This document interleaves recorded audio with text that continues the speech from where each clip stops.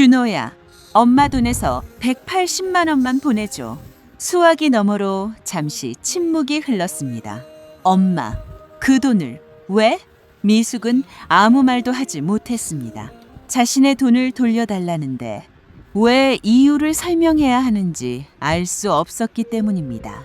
22년 동안 학교 급식실에서 일해받은 퇴직금 3,145만 원. 불과 석 달 전 그 돈은 분명 미숙의 통장 안에 있었습니다. 아들은 단 한 가지만 약속했습니다. 필요할 때 말만 해. 바로 보내줄게. 미숙은 그 말을 믿었습니다. 그리고 퇴직금 전액을 아들의 계좌로 보냈습니다. 그 선택이 자신의 노후에서 무엇을 빼앗아 갈지 모른 채 이야기는 석 달 전 미숙의 마지막 출근 날로 돌아갑니다. 제1장 오후 2시 30분 중학교 급식실의 바닥은 물기와 세제 거품으로 미끄러웠다. 미숙은 무릎까지 오는 분홍색 고무장화 안으로 땀이 차오르는 것을 느끼며 300인분짜리 대형 국소태 바닥을 수세미로 문지르고 있었다.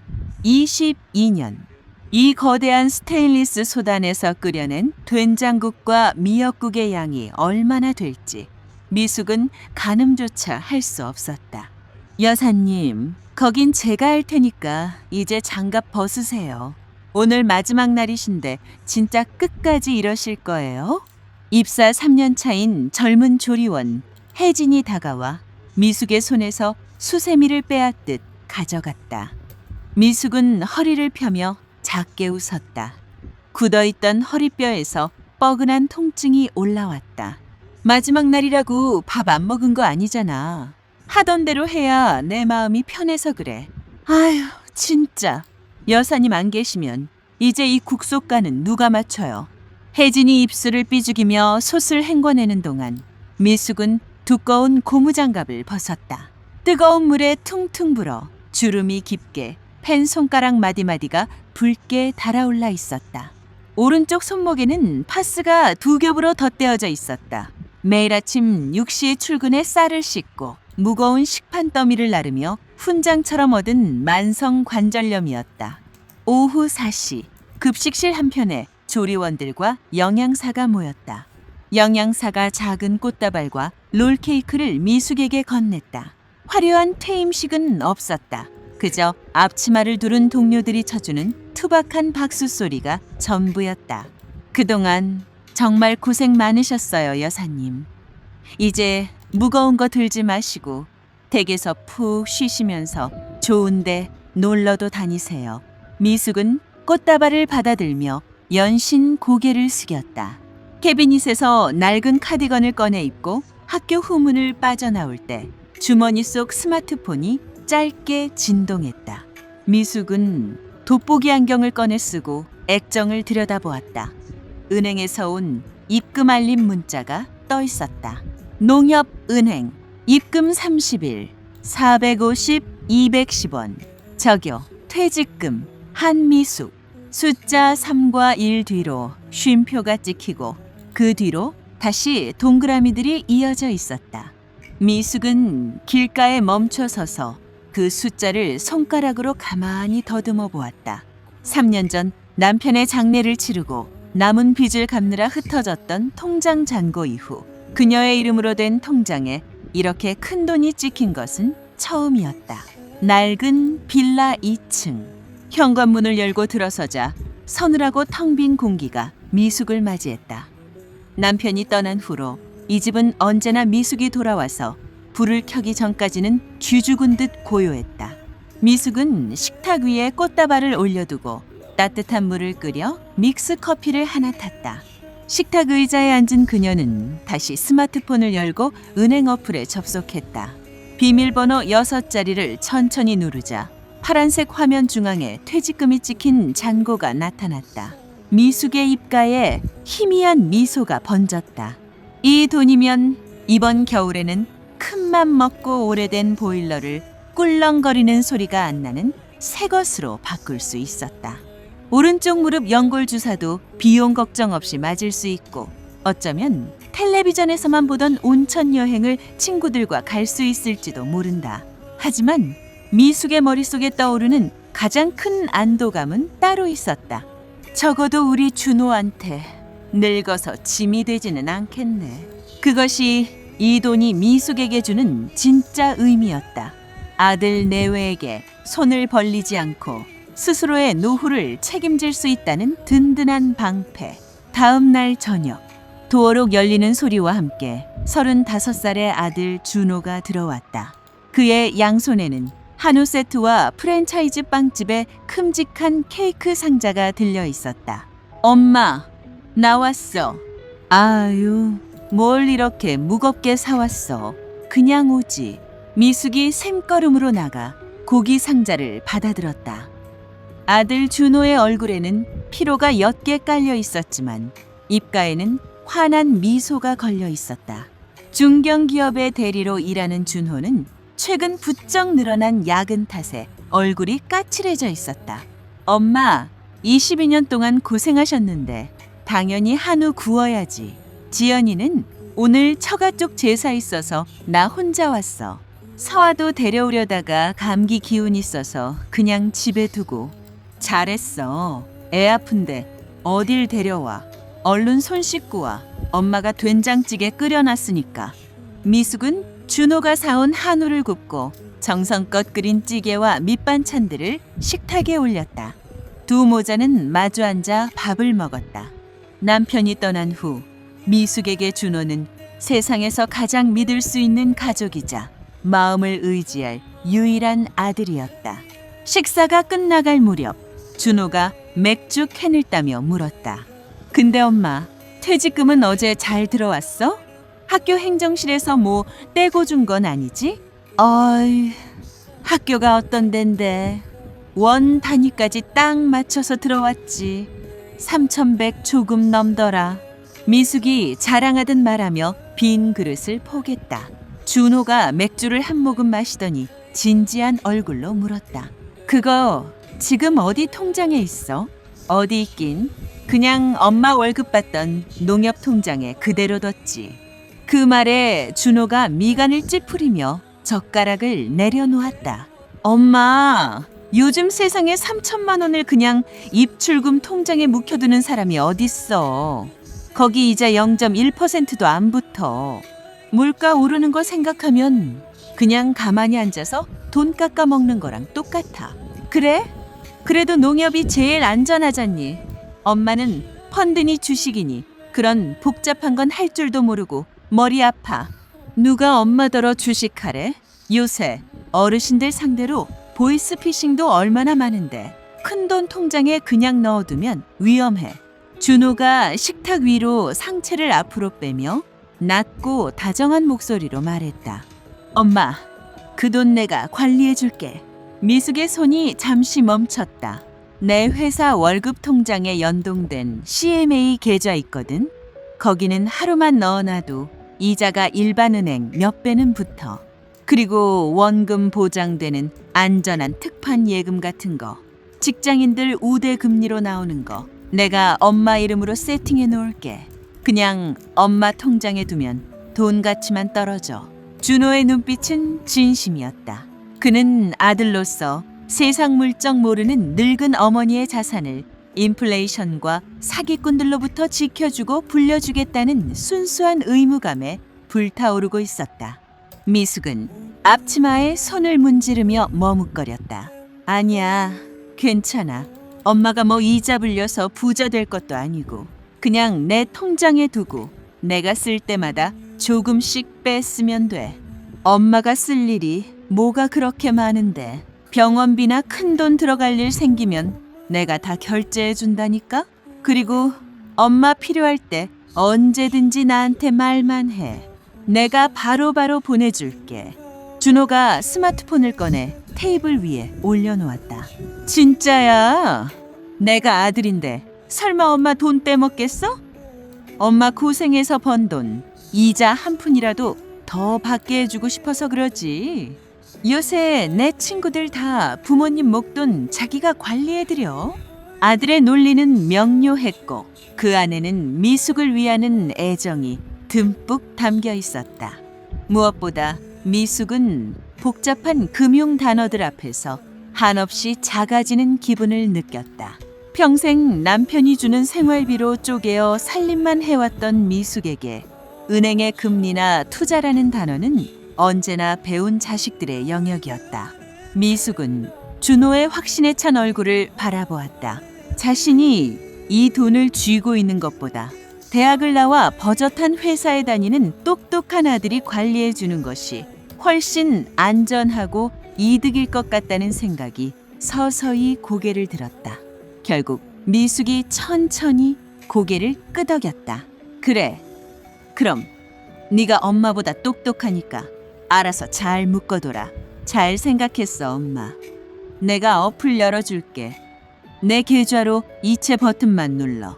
준호가 미숙의 스마트폰을 가져가 은행 어플을 켜고 자신의 계좌번호를 능숙하게 입력했다.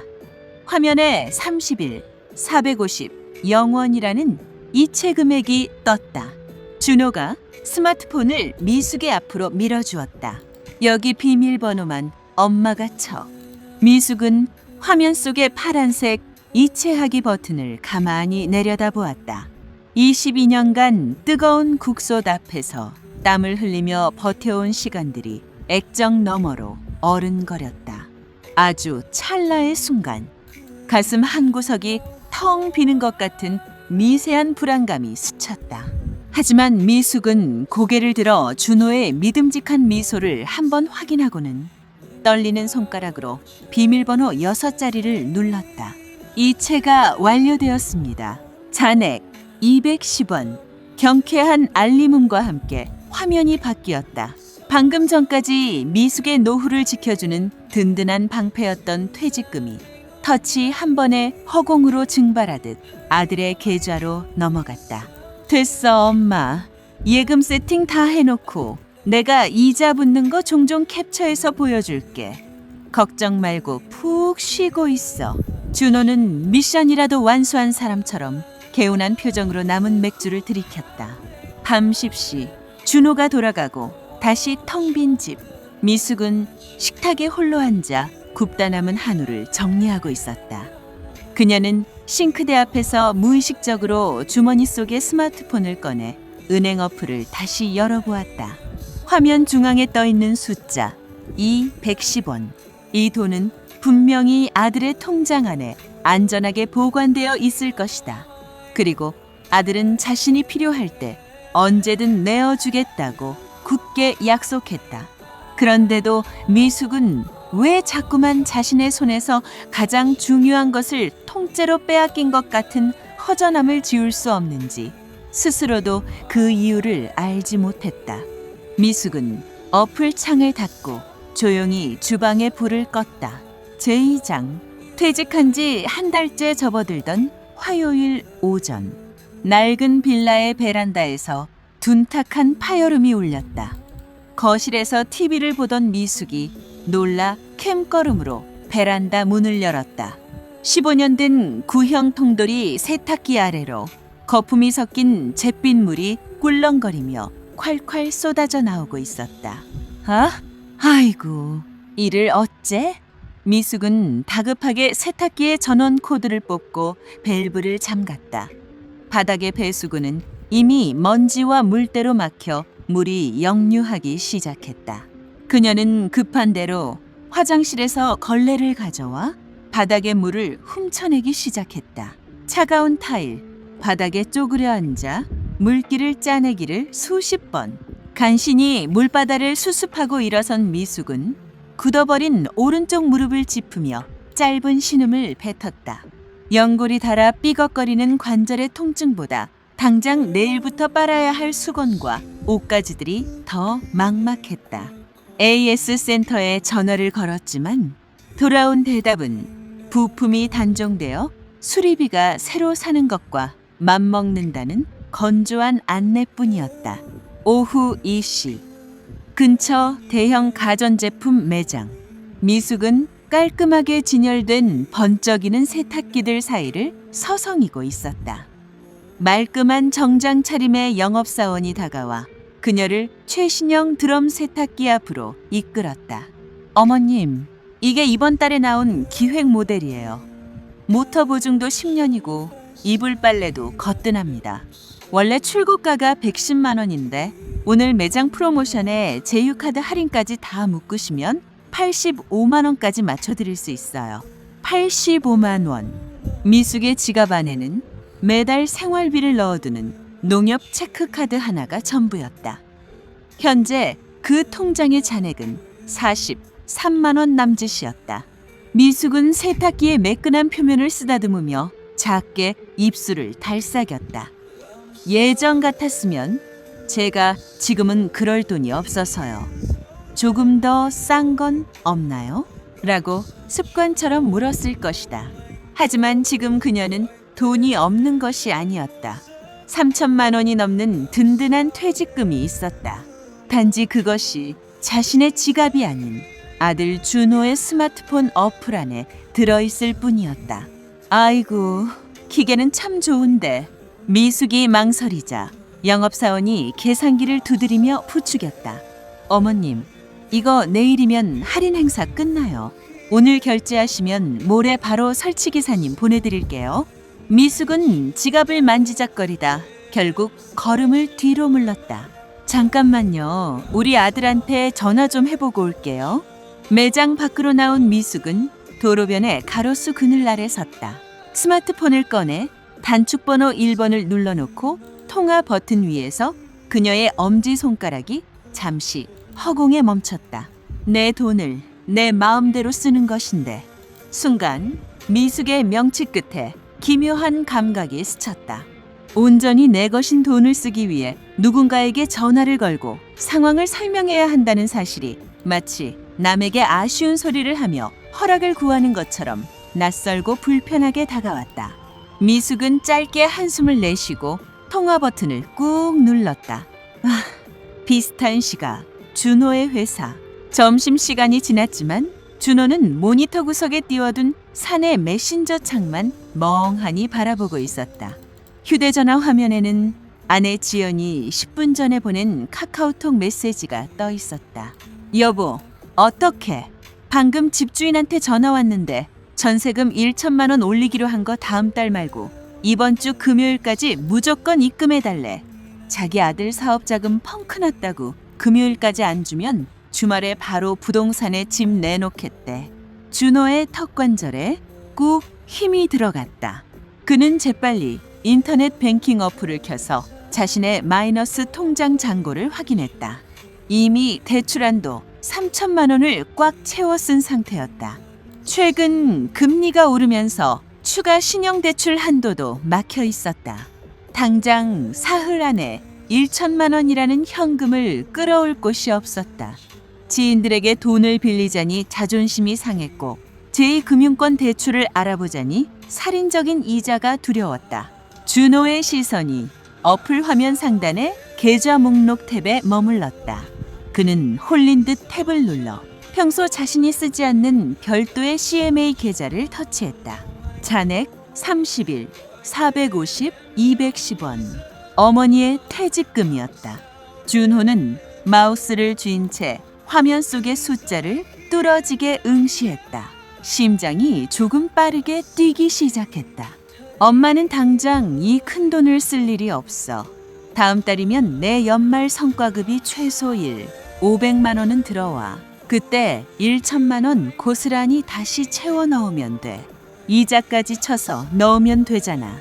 준호의 머릿속에서 빠르고 합리적인 계산이 돌아갔다. 만약 지금 어머니에게 전화를 걸어 엄마, 전세금이 부족해서 그런데 1천만 원만 빌려주세요 라고 말한다면 미숙은 당연히 당장 뺏으라고 할 것이다. 하지만 준호는 어머니의 그 걱정스러운 목소리를 듣고 싶지 않았다. 너희들 빚에 쪼들려서 어떡하니? 밥은 잘 먹고 다니니 하며 평생을 노심초사했던 어머니에게 자신이 이렇게 여유 없이 쫓기며 살고 있다는 사실을 들키는 것이 수치스러웠다. 어차피 내 성과급으로 메울 돈이야. 말해서 걱정시키느니 조용히 썼다가 채워 넣는 게 엄마를 위하는 거야.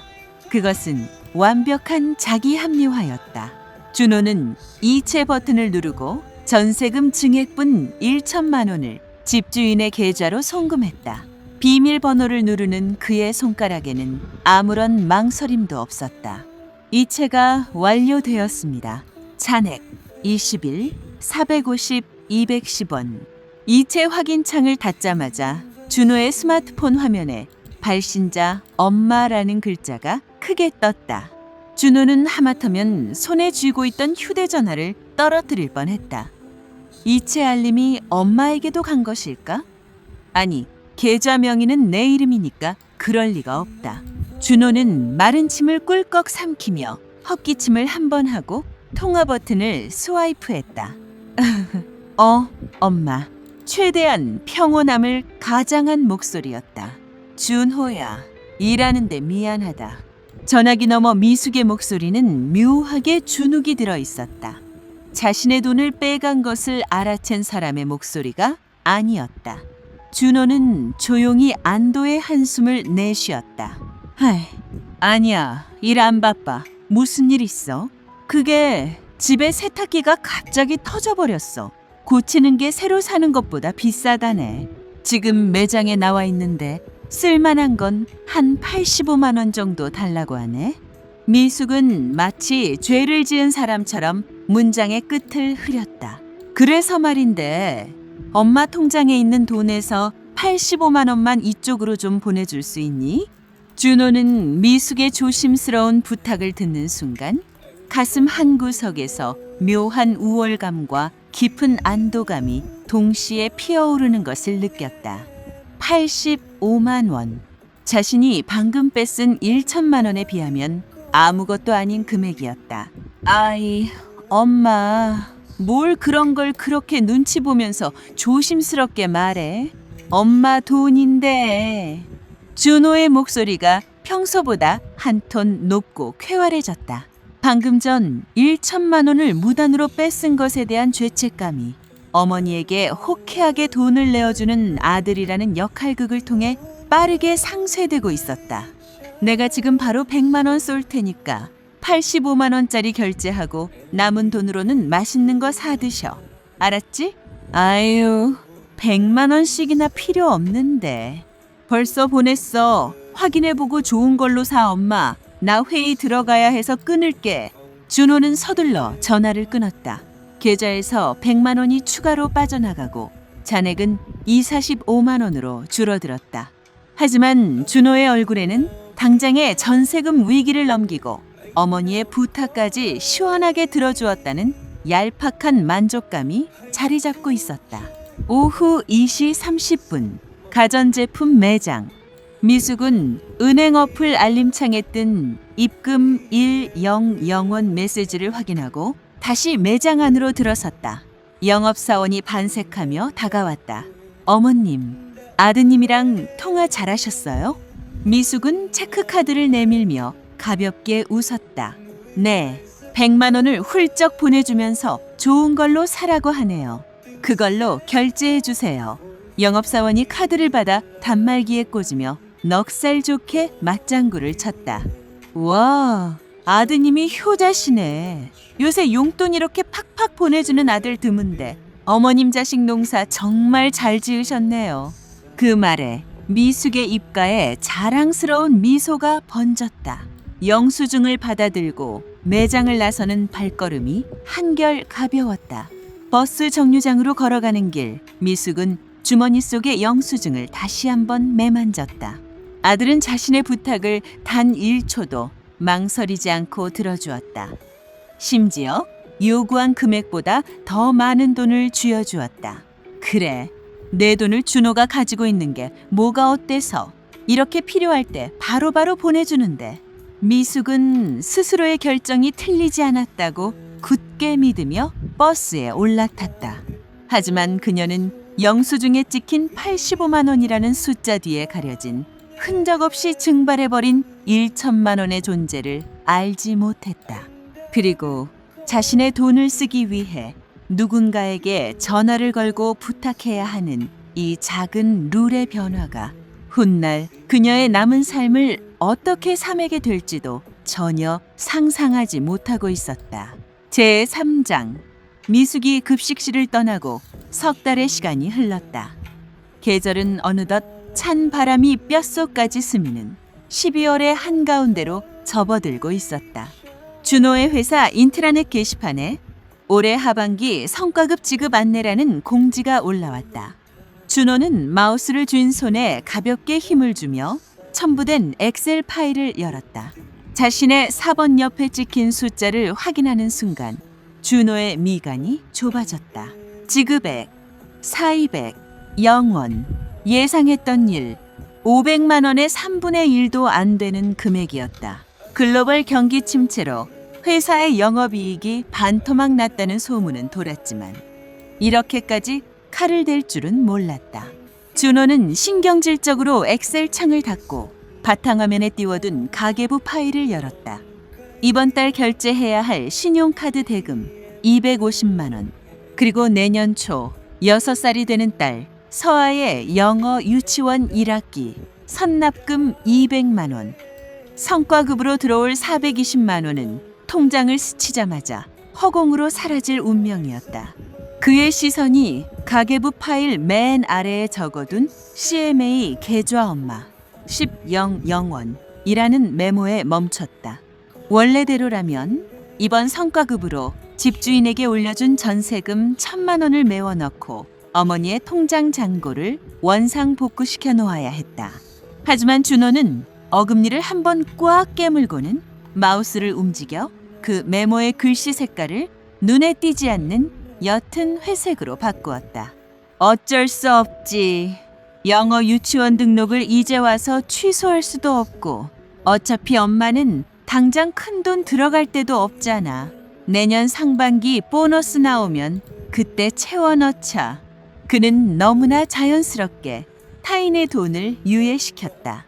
아니, 어느 순간부터 준호의 머릿속에서 그 CMA 계좌에 들어있는 2천만 원 남짓의 돈은 어머니의 노후 자금이 아니라 자신이 위급할 때 언제든 꺼내어 쓸 수 있는 가족의 비상금으로 그 성질이 변질되어 있었다.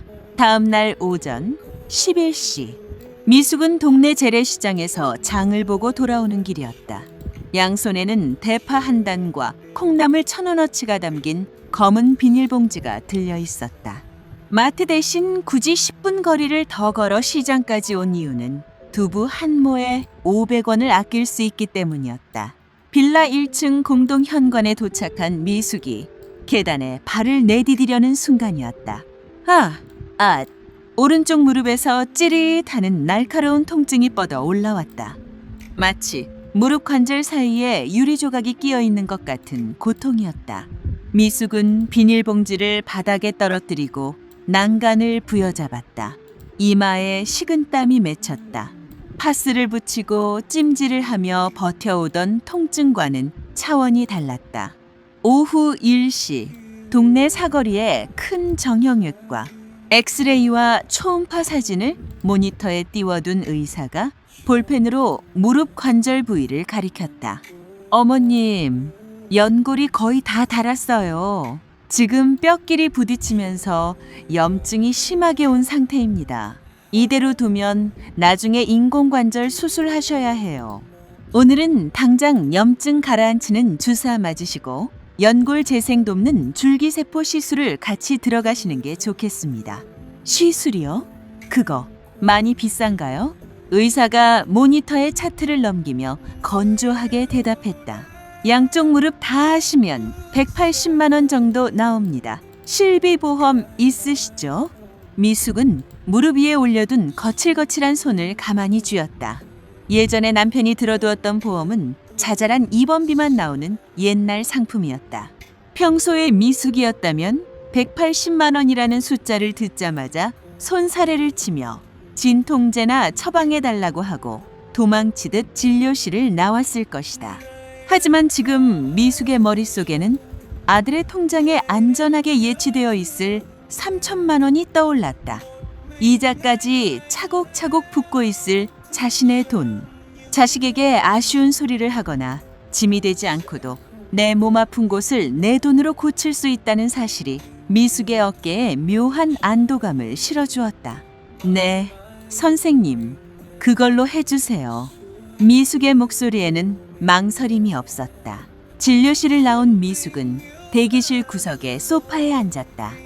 처치실로 들어가기 전 병원비를 결제하기 위해 휴대전화를 꺼내 단축번호 1번을 눌렀다.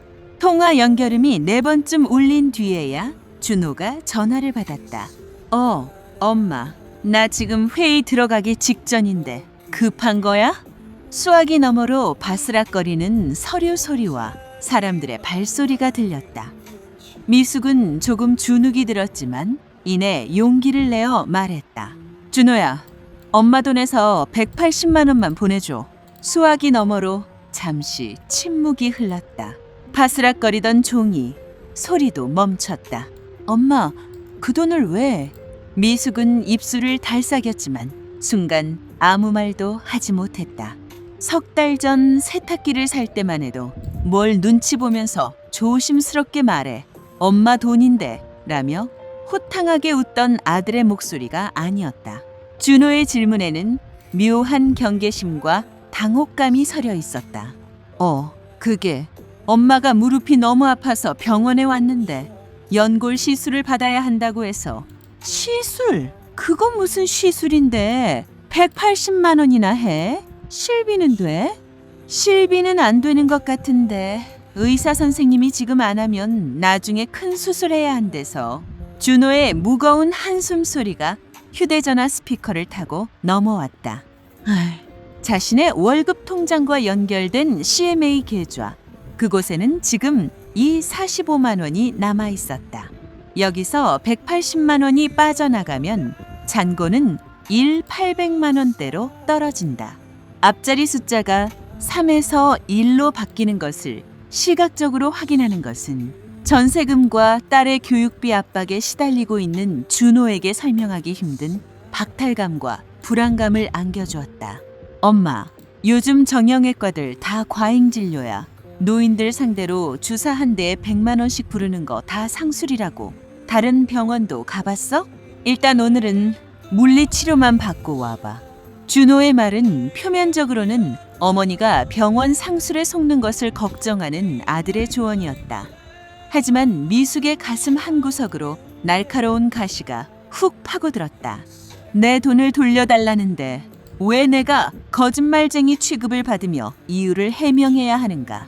왜 내 고통의 크기를 아들에게 증명하고 허락을 받아야만 내 돈을 쓸 수 있는 것인가? 준호야. 미숙의 목소리가 미세하게 떨렸다. 엄마가 아파서 그래.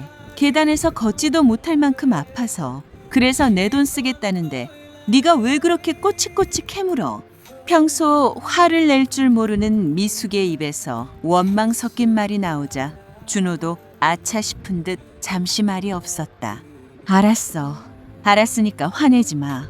내가 그런 뜻으로 한 말 아니잖아. 엄마가 비싼 돈 주고 효과도 없는 주사 맞을까봐 걱정돼서 그렇지. 지금 바로 계좌로 보낼 테니까 치료 잘 받고 조심히 들어가. 전화가 뚝 끊겼다.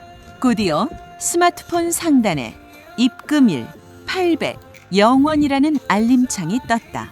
3달 전 세탁기 값을 받았을 때와 똑같은 경쾌한 알림음이었다. 미숙은 화면에 뜬 숫자를 물끄러미 내려다보았다.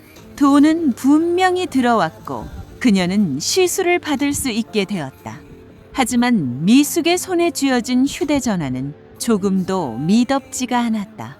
원무과 창구로 다가간 미숙은 자신의 체크카드를 내밀었다. 카드 단말기에 800영원이라는 숫자가 찍히고 결제 완료 영수증이 지지직거리며 출력되었다. 어머님, 처치실은 저쪽 복도 끝으로 가시면 됩니다. 간호사가 친절하게 안내했지만 미숙은 영수증을 쥔 채 한참 동안 제자리에 서 있었다. 내 돈으로 치료비를 냈다는 당당함이나 안도감은 찾아볼 수 없었다. 마치 자식에게 손을 벌려 억지로 동량을 받아낸 것 같은 지독한 무력감이 그녀의 무릎 통증보다 더 깊게 전신을 짓누르고 있었다. 미숙은 천천히 몸을 돌려 처치실을 향해 걸음을 옮겼다. 그녀는 아직 통장 안에 865만 원이라는 목돈이 남아있다는 사실을 알지 못했다. 하지만 본능적으로 깨닫고 있었다.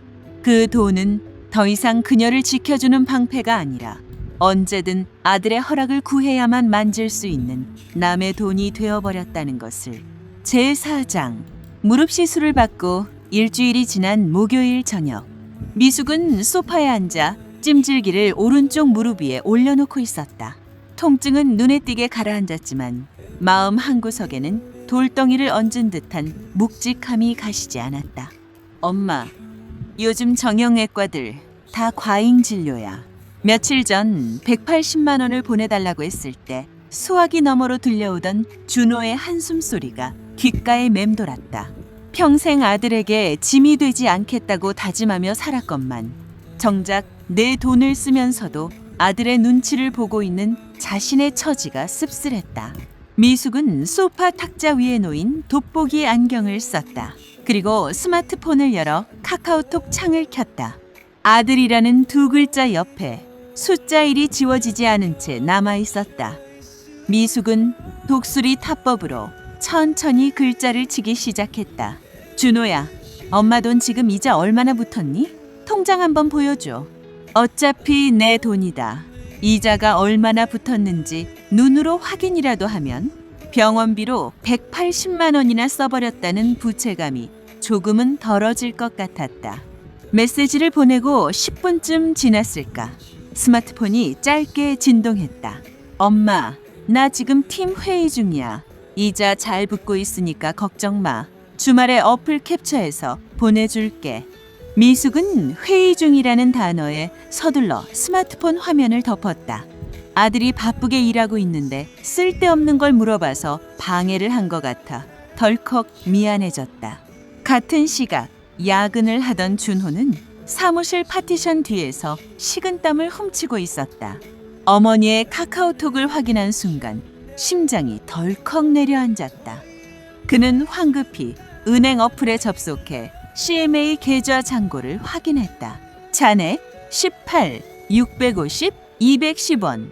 어머니가 기억하는 퇴직금 345만 원에서 전세금 증액분 1천만 원과 세탁기값 100만 원, 무릎 시술비 180만 원이 빠져나간 실제 숫자였다. 앞자리가 3에서 1로 깎여나간 이 잔고를 그대로 캡처해서 보낼 수는 없었다. 준호의 머릿속이 빠르게 돌아갔다. 그는 어플의 메인 화면으로 빠져나갔다. 메인 화면에는 준호의 급여 통장, 아내와 함께 쓰는 생활비 통장, 그리고 문제의 CMA 계좌 잔액이 모두 합산된 총 자산 금액이 커다랗게 표시되어 있었다. 나의 총 자산 32,850 영원. 준호는 화면을 캡처한 뒤 사진 편집 기능을 열었다. 아래쪽에 나열된 개별 통장들의 이름과 잔액은 깔끔하게 잘라내고 오직 상단에 총 자산 3, 285만 원이라는 굵은 숫자만 남도록 사진을 크롭했다. 그는 그 조작된 이미지를 미숙의 카카오톡 창에 전송했다. 엄마, 회의 잠깐 쉬는 시간에 캡처했어. 봐봐. 원금 345만 원에서 이자 붙어서 벌써 3,285만 원 됐잖아. CMA가 이자가 세다니까. 거짓말이었다. 그 금액은 어머니의 돈에 이자가 붙은 것이 아니라 준호 부부의 당장 내일 빠져나갈 카드값과 생활비까지 모두 긁어 모은 신기루 같은 숫자였다. 카카오톡의 숫자 12 곧바로 사라졌다. 아휴, 진짜 이자가 많이 붙었네. 우리 아들 덕분에 엄마가 호강한다. 회의 잘해라. 미숙의 답장을 확인한 준호는 휴대전화를 책상 위에 엎어두고 마른 세수를 했다. 당장의 위기는 넘겼지만 입안이 깔깔하고 썼다. 금요일 저녁, 준호와 아내 지연이 식탁에 마주 앉아 노트북으로 가계부를 열어놓고 있었다. 지연의 얼굴에는 안도감이 번져 있었다. 여보, 오늘 성과급 420만 원 들어왔지? 내일이 서아 영어 유치원 등록금 마감일이잖아. 200만 원 먼저 이체해줘. 그리고 이번 달 카드값이 생활비 초과해서 250만 원 나왔는데 그것도 성과급으로 일단 메우자. 준호의 손가락이 마우스 휠 위에서 멈췄다. 성과급 420만 원. 그것은 원래 집주인에게 빼주었던 전세금 1천만 원의 일부를 메우기 위해, 즉 어머니의 통장 잔고를 복구하기 위해 쓰여야 할 돈이었다. 최소한 절반이라도 CMA 계좌에 다시 채워 넣어야 했다. 준호는 가계부 엑셀창 한 구석에 적힌 엄마 CMA 1000이라는 회색 글씨를 곁눈질로 확인했다. 만약 지금 420만 원을 어머니의 계좌로 옮기면 서아의 영어 유치원 등록금 200만 원은 낼 수 없다. 카드값 250만 원은 연체되거나 리볼빙으로 넘어가 눈덩이처럼 이자가 불어날 것이다. 여보, 이체 안 하고 뭐해? 지연이 고개를 갸웃거리며 묻자 준호는 황급히 시선을 노트북 화면 중앙으로 돌렸다. 눈앞에는 자신의 가정을 위협하는 당장의 현실적인 청구서들이 있었고 보이지 않는 곳에는 당장 쓸 일도 확인할 방법도 없는 늙은 어머니의 뭉칫돈이 있었다. 엄마는 어차피 내가 보낸 캡처 사진 믿고 계시잖아. 당장 1,000만 원이 왜 필요해? 서아, 영유, 영어, 유치원은 내일까지 못 내면 대기 순번 뒤로 밀리는데 그것은 준호가 처음으로 어머니에 대한 책임감보다 자신의 가족이 누려야 할 편의를 적극적으로 선택하는 순간이었다. 지금 이체할게.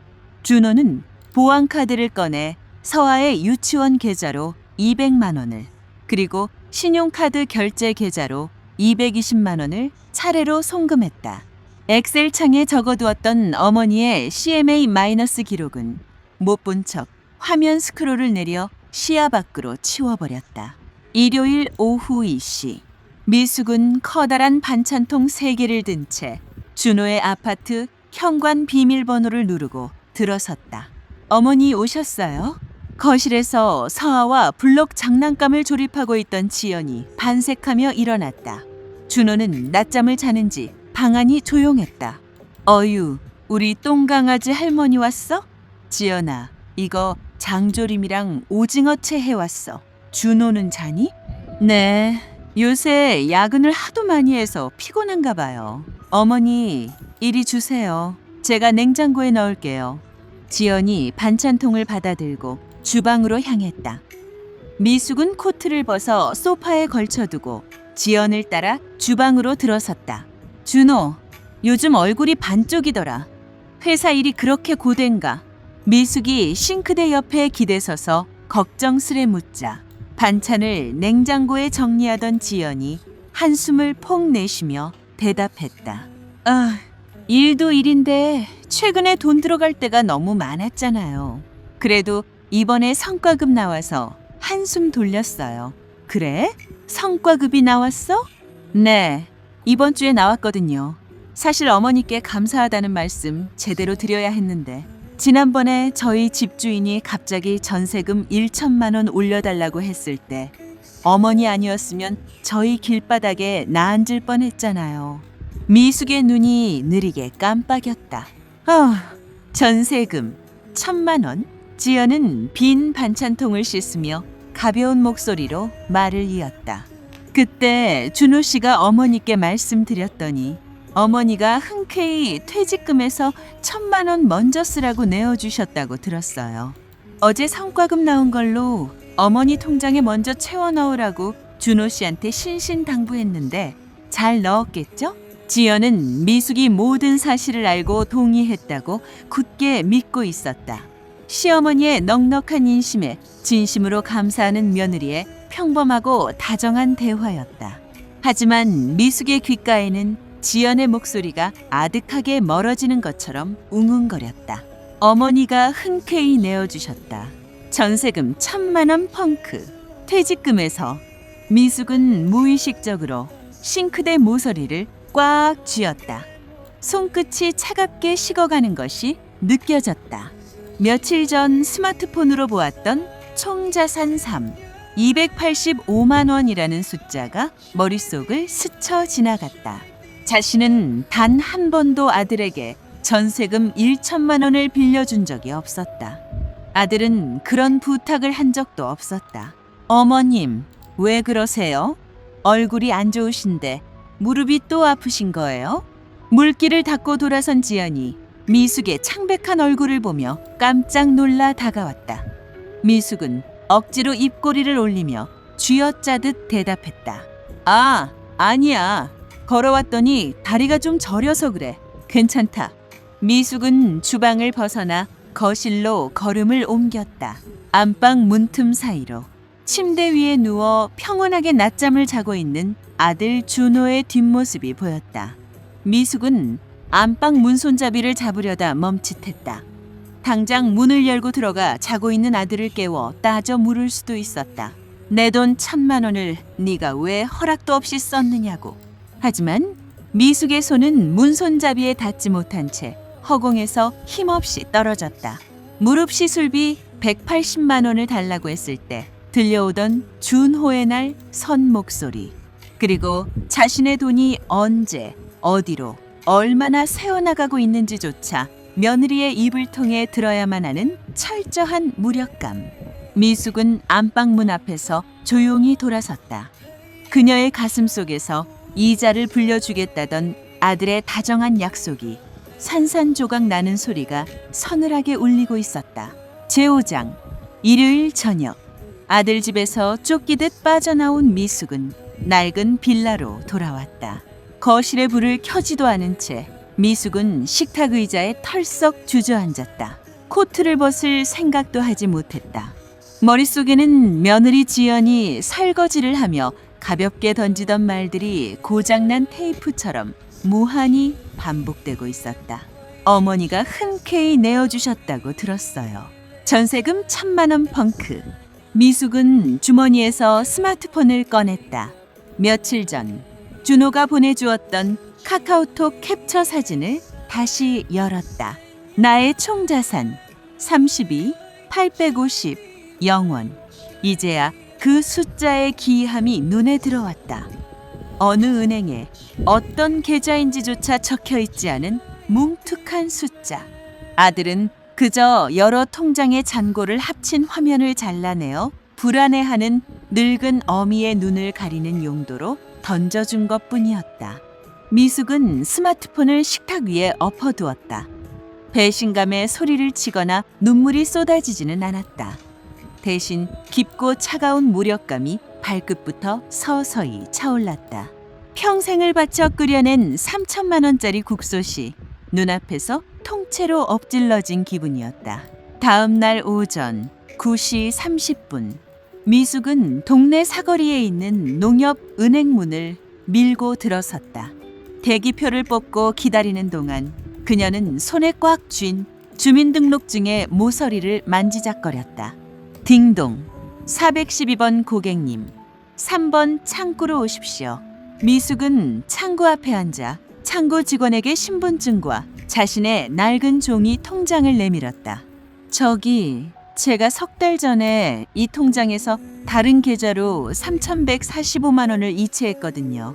네, 어머님. 무슨 문제라도 있으신가요? 차고 송금이셨어요? 직원이 키보드를 두드리며 친절하게 물었다.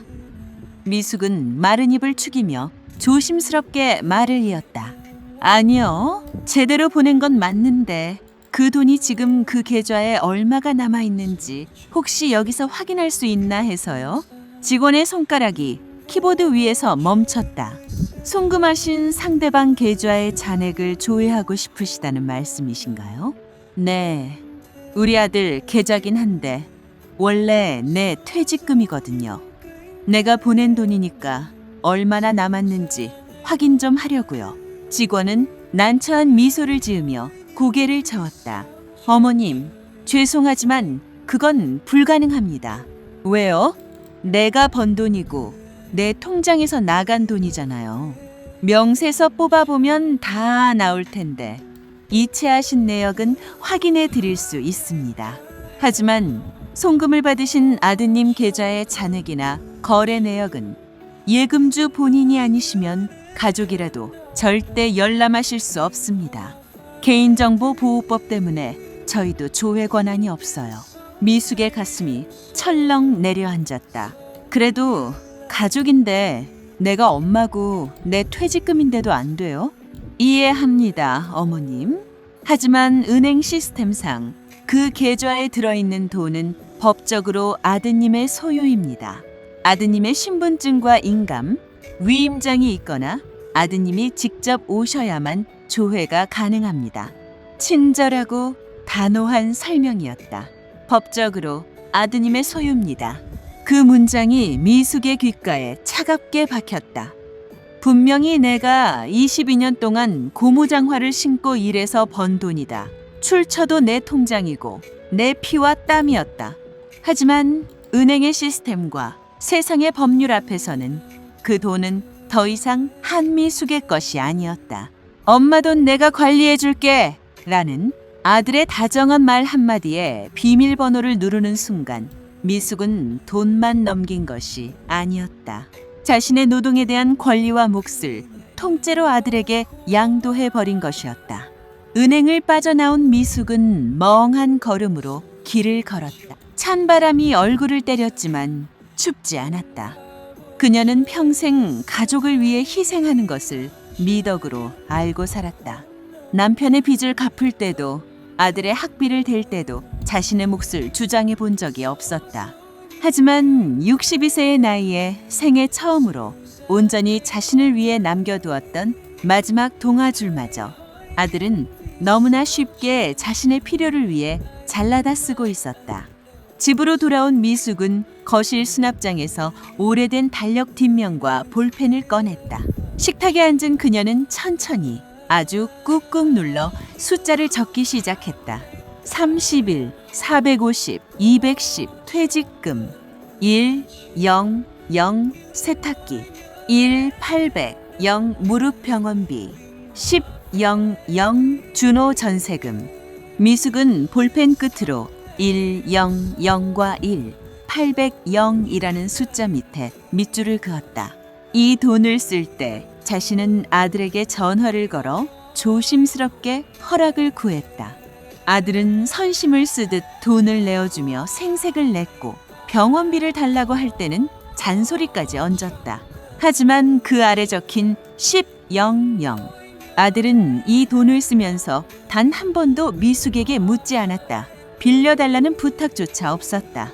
미숙은 마지막으로 뺄셈을 한 결과를 맨 아랫줄에 적었다. 남은 돈 18, 650, 210원. 미숙은 그 숫자를 가만히 내려다보았다. 아들이 보여준 3, 2, 185만 원이라는 캡처 사진이 아니라 그녀 스스로 머리를 굴려 찾아낸 진짜 자신의 잔고였다.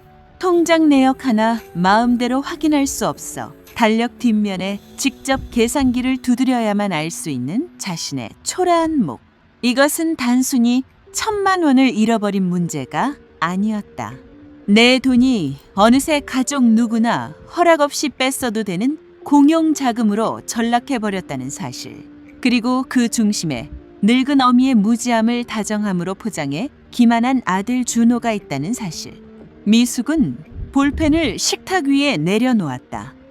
눈물은 나지 않았다. 대신 그 자리에 한 번도 가져본 적 없던 단단하고 차가운 결심이 맺히고 있었다.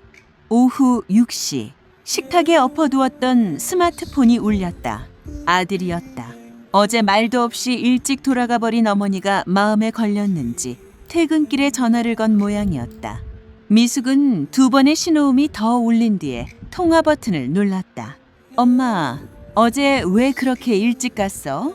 지연이가 엄마 다리 아픈 것 같다고 걱정하길래. 평소와 다름없는 조금은 피곤하고 다정한 목소리. 준호야. 미숙의 목소리는 흔들림 없이 낮고 차분했다. 이번 주 토요일에 엄마 집으로 좀 와라. 토요일 지연이랑 서아도 같이 갈까? 같이 가서 점심 먹. 아니, 애미랑 애기는 두고 너 혼자 와. 수화기 너머로 잠시 침묵이 흘렀다. 준호가 미세하게 당황한 기색이 느껴졌다. 평소 미숙은 며느리와 손녀를 끔찍이 아꼈고 단 한 번도 아들만 따로 부른 적이 없었기 때문이다. 알았어. 무슨 일 있어, 엄마? 미숙은 달력 뒷면에 적힌 숫자를 조용히 내려다보았다. 엄마가 이 집 빼고 평소 줄여서 작은 집으로 이사 가려고 한다. 돈 계산할 게 있으니까 토요일에 너 올 때 엄마 돈 넣어둔 통장 도장이랑 보안카드 다 챙겨서 와라. 엄마, 갑자기 이사는 무슨? 토요일에 보자. 미숙은 준호의 당황한 질문이 끝나기도 전에 종료 버튼을 눌렀다. 딸깍 하고 전화가 끊어지는 소리가 텅 빈 주방에 울렸다. 미숙은 식탁 위에 놓인 달력 종이를 반으로 고이 접어 자신의 낡은 지갑 깊숙한 곳에 찔러 넣었다. 그것은 62년 평생 단 한 번도 자신의 이름으로 살아보지 못했던 미숙이 처음으로 빼앗긴 주도권을 되찾아오기 위해 던진 조용하고도 묵직한 선전포고였다. 제6장 토요일 오후 1시 빌라 앞 골목에 차를 세운 준호는 조수석에 둔 과일 바구니를 집어들었다. 계단을 오르는 그의 발걸음은 무거웠다. 갑자기 이사는 무슨 이사야? 며칠 전 전화를 끊고 나서부터 계속 마음이 찜찜했다. 혼자 지내는 집이 적적해서 그러시나 아니면 무릎이 아프니까 엘리베이터 있는 곳으로 가고 싶으신 건가? 어느 쪽이든 돈이 드는 일이었다. 준호는 오늘 어떻게든 어머니를 설득해 이사 이야기를 덮을 생각이었다. 아직 자신의 성과급을 서아의 유치원비와 카드값으로 돌려 막았다는 사실은 꿈에도 모를 테니 적당히 안심시키고 넘어가면 될 일이었다. 엄마, 나 왔어. 도어록을 열고 들어서자 거실 식탁에 앉아있던 미숙이 고개를 돌렸다.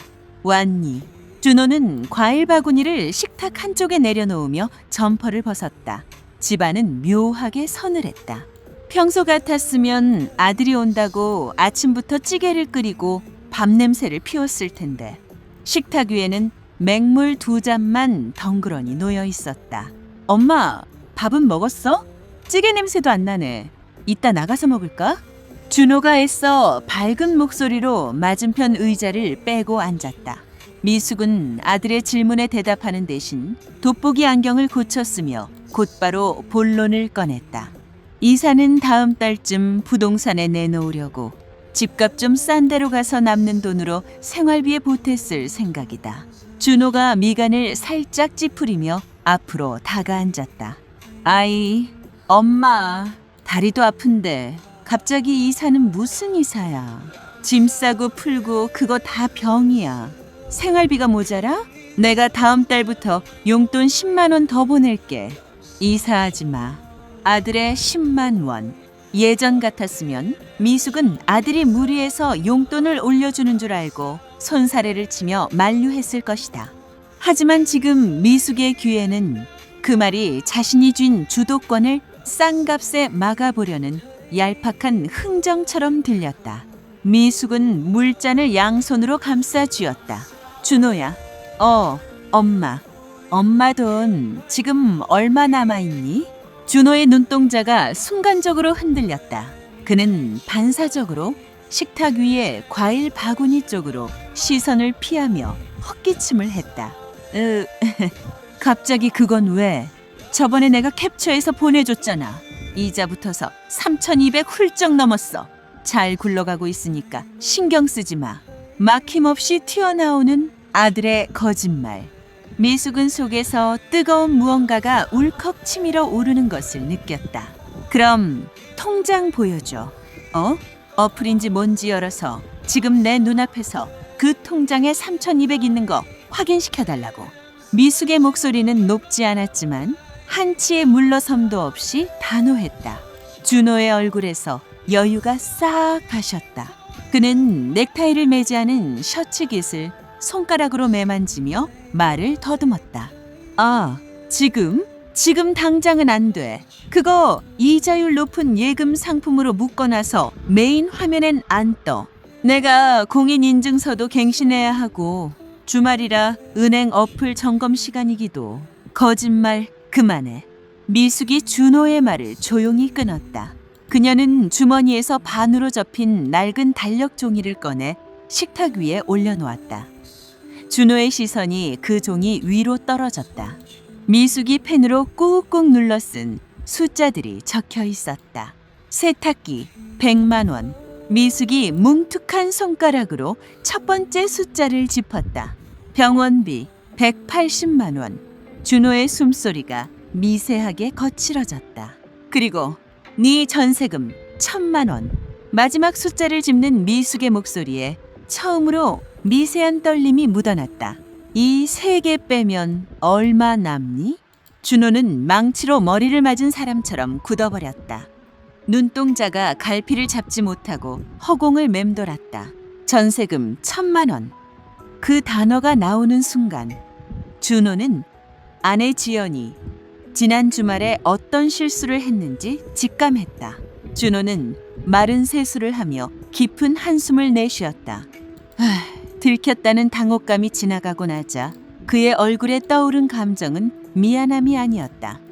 오히려 벼랑 끝에 몰린 방어 기제가 만들어낸 날선 변명이었다. 아, 지연이가 말했구나.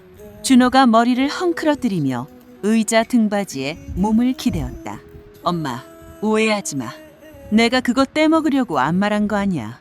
당장 전세금 올려달라는데 대출은 막혔지. 며칠 뒤면 내 성과급 나오니까 그거 받아서 몰래 다시 채워넣으려고 했어. 엄마 걱정할까봐 말 안 한 거지. 내가 내 돈 쓰듯이 펑펑 쓴 거 아니라고. 준호는 자신이 1천만 원을 몰래 쓴 행위를 어머니를 위한 배려로 포장하고 있었다. 심지어 지난주 성과급이 나왔음에도 어머니의 통장을 채워넣는 대신 가족의 카드값과 유치원비를 먼저 막았다는 사실은 교묘하게 생략한 채였다. 미숙은 준호를 빤히 쳐다보았다. 걱정할까봐 말을 안 해? 남의 돈 1000만 원을 빼가면서 걱정할까봐 말을 안 했다는 게 그게 지금 말이 된다고 생각하니? 엄마, 남의 돈이라니? 우리가 남이야? 준호의 언성이 갑자기 높아졌다. 도둑 취급을 받았다는 사실이 그의 자존심을 건드렸다. 내가 빚 갚는데 쓴 것도 아니고 엄마 손녀랑 지연이 당장 길바닥에 나앉게 생겨서 잠깐 융통한 거잖아. 갚는다고?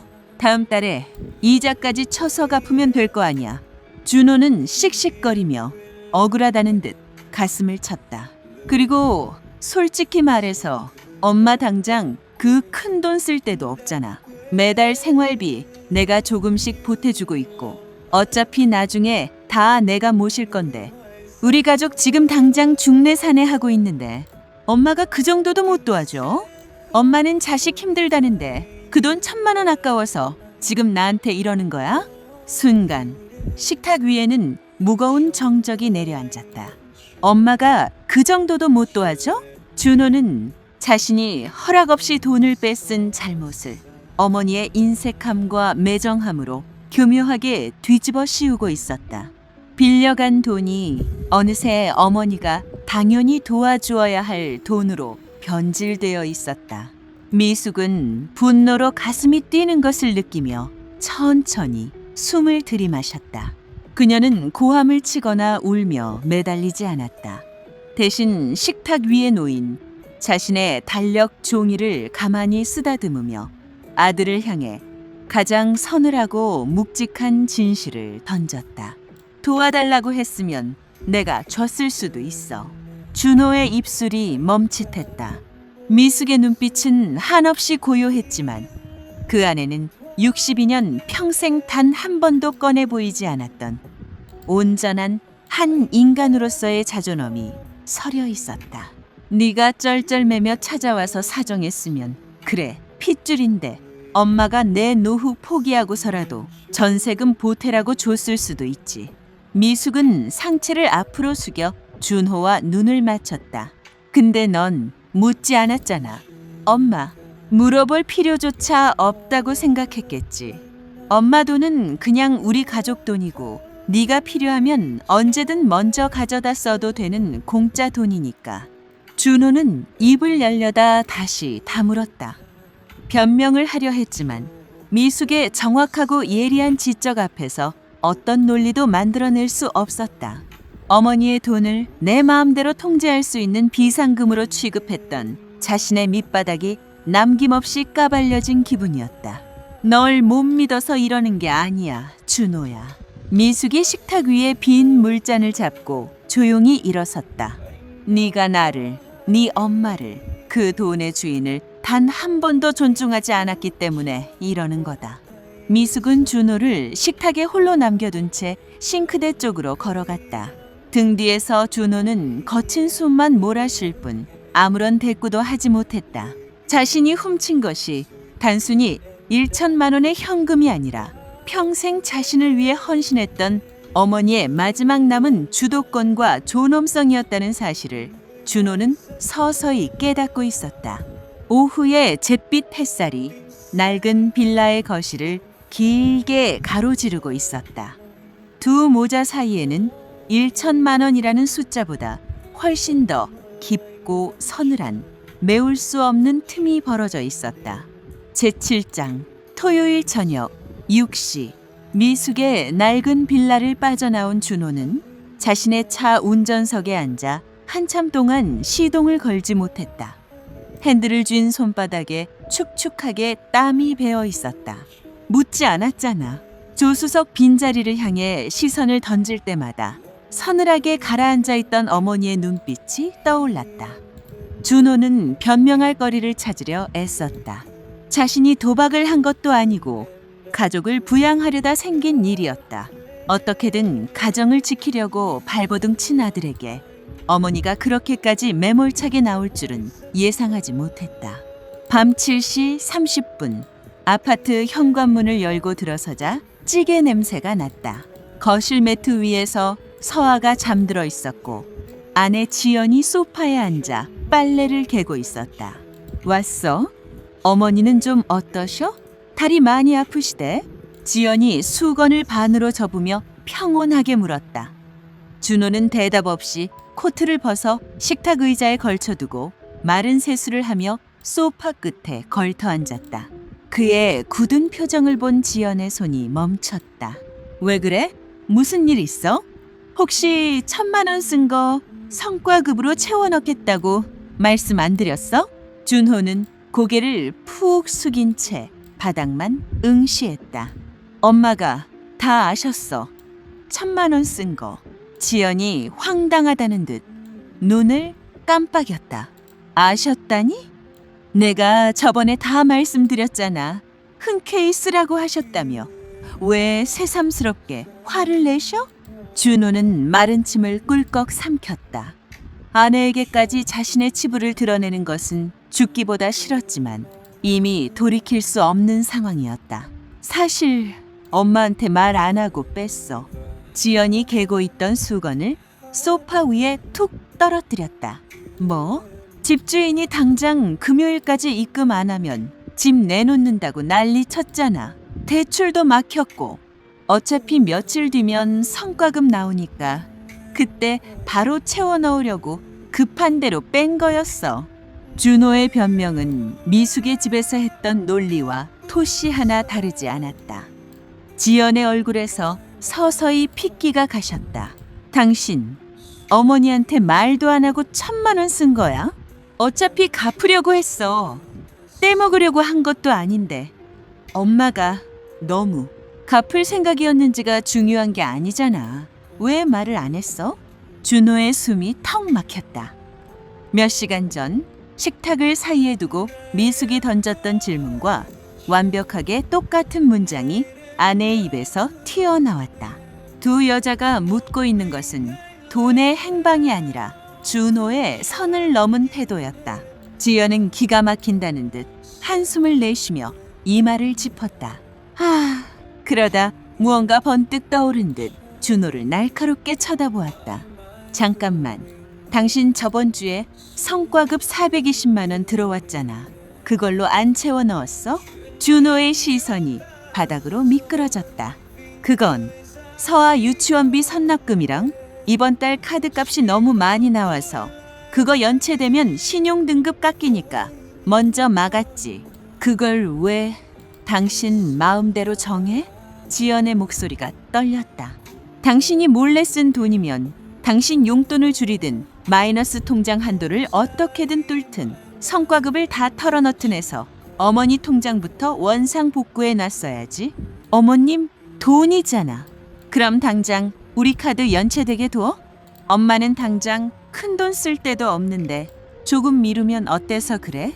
준호가 방어적으로 소리를 높였다. 지연은 더 이상 화를 내지 않았다. 대신 믿을 수 없다는 듯 낯선 사람을 보듯 준호를 바라보았다. 당신 지금 그 돈 어머님 돈이라고 생각 안 하지? 준호는 입을 열었지만 어떤 소리도 내지 못했다. 가족을 위해서라는 방패는 아내 앞에서조차 산산조각이 났다. 그는 철저하게 자신의 편의를 위해 어머니의 권리를 묵살했고 이제 아내마저 그 사실을 정확히 꿰뚫어 보았다. 다음 날 일요일 오전, 미숙은 거실 창문으로 들어오는 아침 햇살을 등지고 식탁에 앉아 있었다. 식탁 위에는 어제 달력 뒷면에 적었던 계산식과 자신의 농협 체크카드가 가지런히 놓여 있었다. 미숙은 밤새 한숨도 자지 못했다. 하지만 눈물은 흐르지 않았다. 분노나 서운함 같은 감정적인 찌꺼기들은 새벽의 서늘한 공기 속으로 모두 가라앉았다. 그 자리에 남은 것은 아주 명료하고 실무적인 판단뿐이었다. 미숙은 스마트폰을 들어 준호에게 전화를 걸었다. 2번의 신호음 끝에 준호가 전화를 받았다. 목소리는 심하게 잠겨 있었다. 엄마. 내일 아침에 출근하기 전에 은행 들러라. 안부나 인사조차 생략된 미숙의 건조한 지시에 수화기 너머에서 준호가 흠칫하는 기색이 느껴졌다. 내 이름으로 만든 그 통장, 개설한 날부터 지금까지 거래 내역서 10원짜리 하나 안 빠지게 싹 다 뽑아와. 그리고 네가 몰래 빼간 1,000만 원. 언제, 어떻게 갚을 건지 계획서 써서 가져와라. 엄마, 1,000만 원은 내가 어떻게든 지연이랑 상의해서 갚을게. 내역서까지 뽑아오라는 건 너무. 그리고 미숙은 준호의 변명을 자르고 가장 중요한 요구를 던졌다. 지금 그 통장에 남은 돈 1,865만 원. 내일 당장 원래 내 농협 통장으로 돌려놔. 수화기 너머에서 준호의 숨소리가 멈췄다. 준호에게 그 남은 일 865만 원은 단순한 숫자가 아니었다. 언제든 다음번 전세 만기나 대출 이자가 막힐 때 꺼내어 쓸 수 있는 그의 가정을 지탱하고 있는 보이지 않는 최후의 보루였다. 엄마, 잠깐만. 지금 그 돈 다 빼가면 우리 전세금은 어떡해? 당장 다음 달 생활비 빵꾸 나는 건. 준호의 목소리에 처음으로 진짜 공포가 섞여 있었다. 미숙의 돈이 사라지는 순간 그가 짊어져야 할 현실의 압박이 여과 없이 들이닥쳤기 때문이다. 미숙은 탁자 위에 놓인 자신의 낡은 농협 체크카드를 가만히 매만졌다. 그건 네가 계산할 일이야. 엄마, 내일 저녁에 퇴근하고 서류랑 이체 내역 들고 와라. 미숙은 종료 버튼을 눌렀다. 전화가 끊기고 화면이 까맣게 꺼졌다. 미숙은 자리에서 일어나 안방으로 들어갔다. 오래된 서랍장 깊숙한 곳에서 먼지 쌓인 종이 통장 꾸러미를 꺼냈다. 가장 위에 놓인 농협 통장을 펼쳐보았다. 마지막 거래 내역이 찍힌 지 3년이 넘은 잔고가 텅 빈 통장이었다. 미숙은 통장 겉면에 묻은 먼지를 소매로 조용히 훔쳐냈다. 그리고 그 통장을 거실로 가져와 달력 뒷면의 계산식 옆에 나란히 내려놓았다. 누군가의 어머니로서 무한정 베풀기만 하던 삶에서 벗어나 자신의 몫을 되찾기 위한 명확한 선이 식탁 위로 그어지고 있었다. 제8장 월요일 저녁 8시 준호가 현관문을 열고 들어왔다. 과일 바구니나 케이크 같은 것은 없었다. 그의 손에는 빳빳한 서류 봉투 하나만 들려있을 뿐이었다. 거실 식탁에 마주 앉은 두 사람 사이에는 팽팽한 침묵이 흘렀다. 준호는 굳은 얼굴로 서류 봉투를 열어 A사 용지 몇 장을 식탁 위에 올려놓았다. 엄마, 방금 엄마 농협 통장으로 865만 원 보냈어. 확인해봐. 미숙은 식탁 위에 엎어두었던 스마트폰을 집어들었다. 화면을 켜자 은행 어플에 알림창이 떠 있었다. 농협은행, 입금 18, 650, 210원 이준호. 불과 석 달 전 이체 버튼을 누르며 느꼈던 그 막연한 불안감이 이제야 제자리를 찾아 돌아온 느낌이었다. 하지만 미숙의 가슴에 안도감이나 승리감 같은 것은 차오르지 않았다. 화면에 찍힌 숫자는 여전히 온전하지 못했다. 증발해버린 1,000만 원의 빈자리, 그리고 아들과의 사이에 깊게 파인 불신의 고리, 그 일 865만 원이라는 숫자 옆에 짙은 그림자를 드리우고 있었다. 미숙은 말없이 스마트폰을 내려놓고 준호가 내민 서류로 시선을 옮겼다. 맨 위에 놓인 종이는 준호의 CMA 계좌 거래 내역서였다. 그 아래에는 준호가 자필로 쓴 상환 계획서가 놓여 있었다. 그 1,000만 원은 매달 50만 원씩 20개월 동안 갚을게. 이자 쳐서 드리겠다고 썼어. 준호의 목소리는 기어들어가듯 작았다. 미숙은 상환 계획서를 가만히 밀어두고 거래 내역서의 첫 장부터 천천히 눈으로 훑어내리기 시작했다. 돋보기 안경 너머로 빼곡하게 찍힌 입출금 내역들이 보였다. 세탁기 100만 원, 병원비 180만 원, 집주인 송금일 0만 원. 준호가 다른 곳으로 돈을 더 빼돌리거나 유용한 흔적은 없었다. 정말로 딱 그 1,000만 원뿐이었다. 미숙은 내역서의 페이지를 한 장 넘겼다. 그러다 특정 항목에 인쇄된 작은 숫자들 앞에서 시선이 멈췄다. 결산이자 3, 420원, 결산이자 3, 610원. 미숙은 안경을 고쳤으며 그 줄을 다시 한번 읽었다. 잘못 본 것이 아니었다. 3,420원. 준호야. 미숙이 거래 내역서를 짚으며 낮게 불렀다. 여기 찍힌 결산이자 말이다. 한 달에 3,000원, 4,000원. 이게 다냐? 준호의 어깨가 흠칫 굳어졌다. 그는 시선을 피하며 마른 입을 축였다. 아, 그게 원금이 빠져나가면서 이자도 줄어든 거고 요새 기준금리 변동이 좀 있어서. 미숙은 준호의 변명을 끝까지 듣지 않았다. 그녀는 손가락으로 그 3,420원이라는 숫자를 가만히 쓸어보았다. 하루만 넣어놔도 이자가 일반은행 몇 배는 붙어. 돈같이 떨어지니까 내가 불려줄게. 불과 석 달 전 준호가 미숙을 설득하며 내세웠던 그 거창하고 확신에 찬 명분, 그 대단한 금융 지식의 실체가 고작 한 달에 커피 한 잔 값도 안 되는 3,000원이었다. 준호가 어머니의 3,000만 원을 통째로 넘겨받아 자신의 통제 아래 두기 위해 필요했던 명분은 그토록 가볍고 초라했다. 미숙은 배신감에 소리를 지르는 대신 깊고 차분한 허무함 속으로 가라앉았다. 이 3,000원 벌자고. 미숙의 목소리가 텅 빈 거실에 낮게 울렸다. 그 이자 몇 푼 더 받아주겠다고 늙은 애미 눈을 가리고 내 돈을 네 마음대로 주무른 거냐. 준호는 고개를 푹 숙인 채 아무런 대꾸도 하지 못했다. 자신이 내세웠던 알량한 지식과 합리화가 밑바닥까지 낱낱이 해체되는 순간이었다. 그는 더 이상 가족을 위해 희생한 듬직한 가장도 노모의 자산을 지켜주는 똑똑한 아들도 아니었다. 그저 어머니의 권리를 훔쳐쓴 비겁한 채무자일 뿐이었다. 가라. 미숙은 서류들을 접어 한쪽으로 치워두며 짧게 말했다. 매달 25일 내 농협 통장으로 50만 원씩 정확히 입금해. 하루라도 늦으면 내가 네 처한테 직접 전화해서 받을 거다. 준호는 무거운 몸을 이끌고 자리에서 일어났다. 현관문을 나서기 전 그는 무언가 할 말이 있는 듯 머뭇거렸지만 끝내 아무 말도 하지 못하고 문을 닫았다. 다음 날 오전 10시 미숙은 다시 동네 사거리의 농협은행을 찾았다.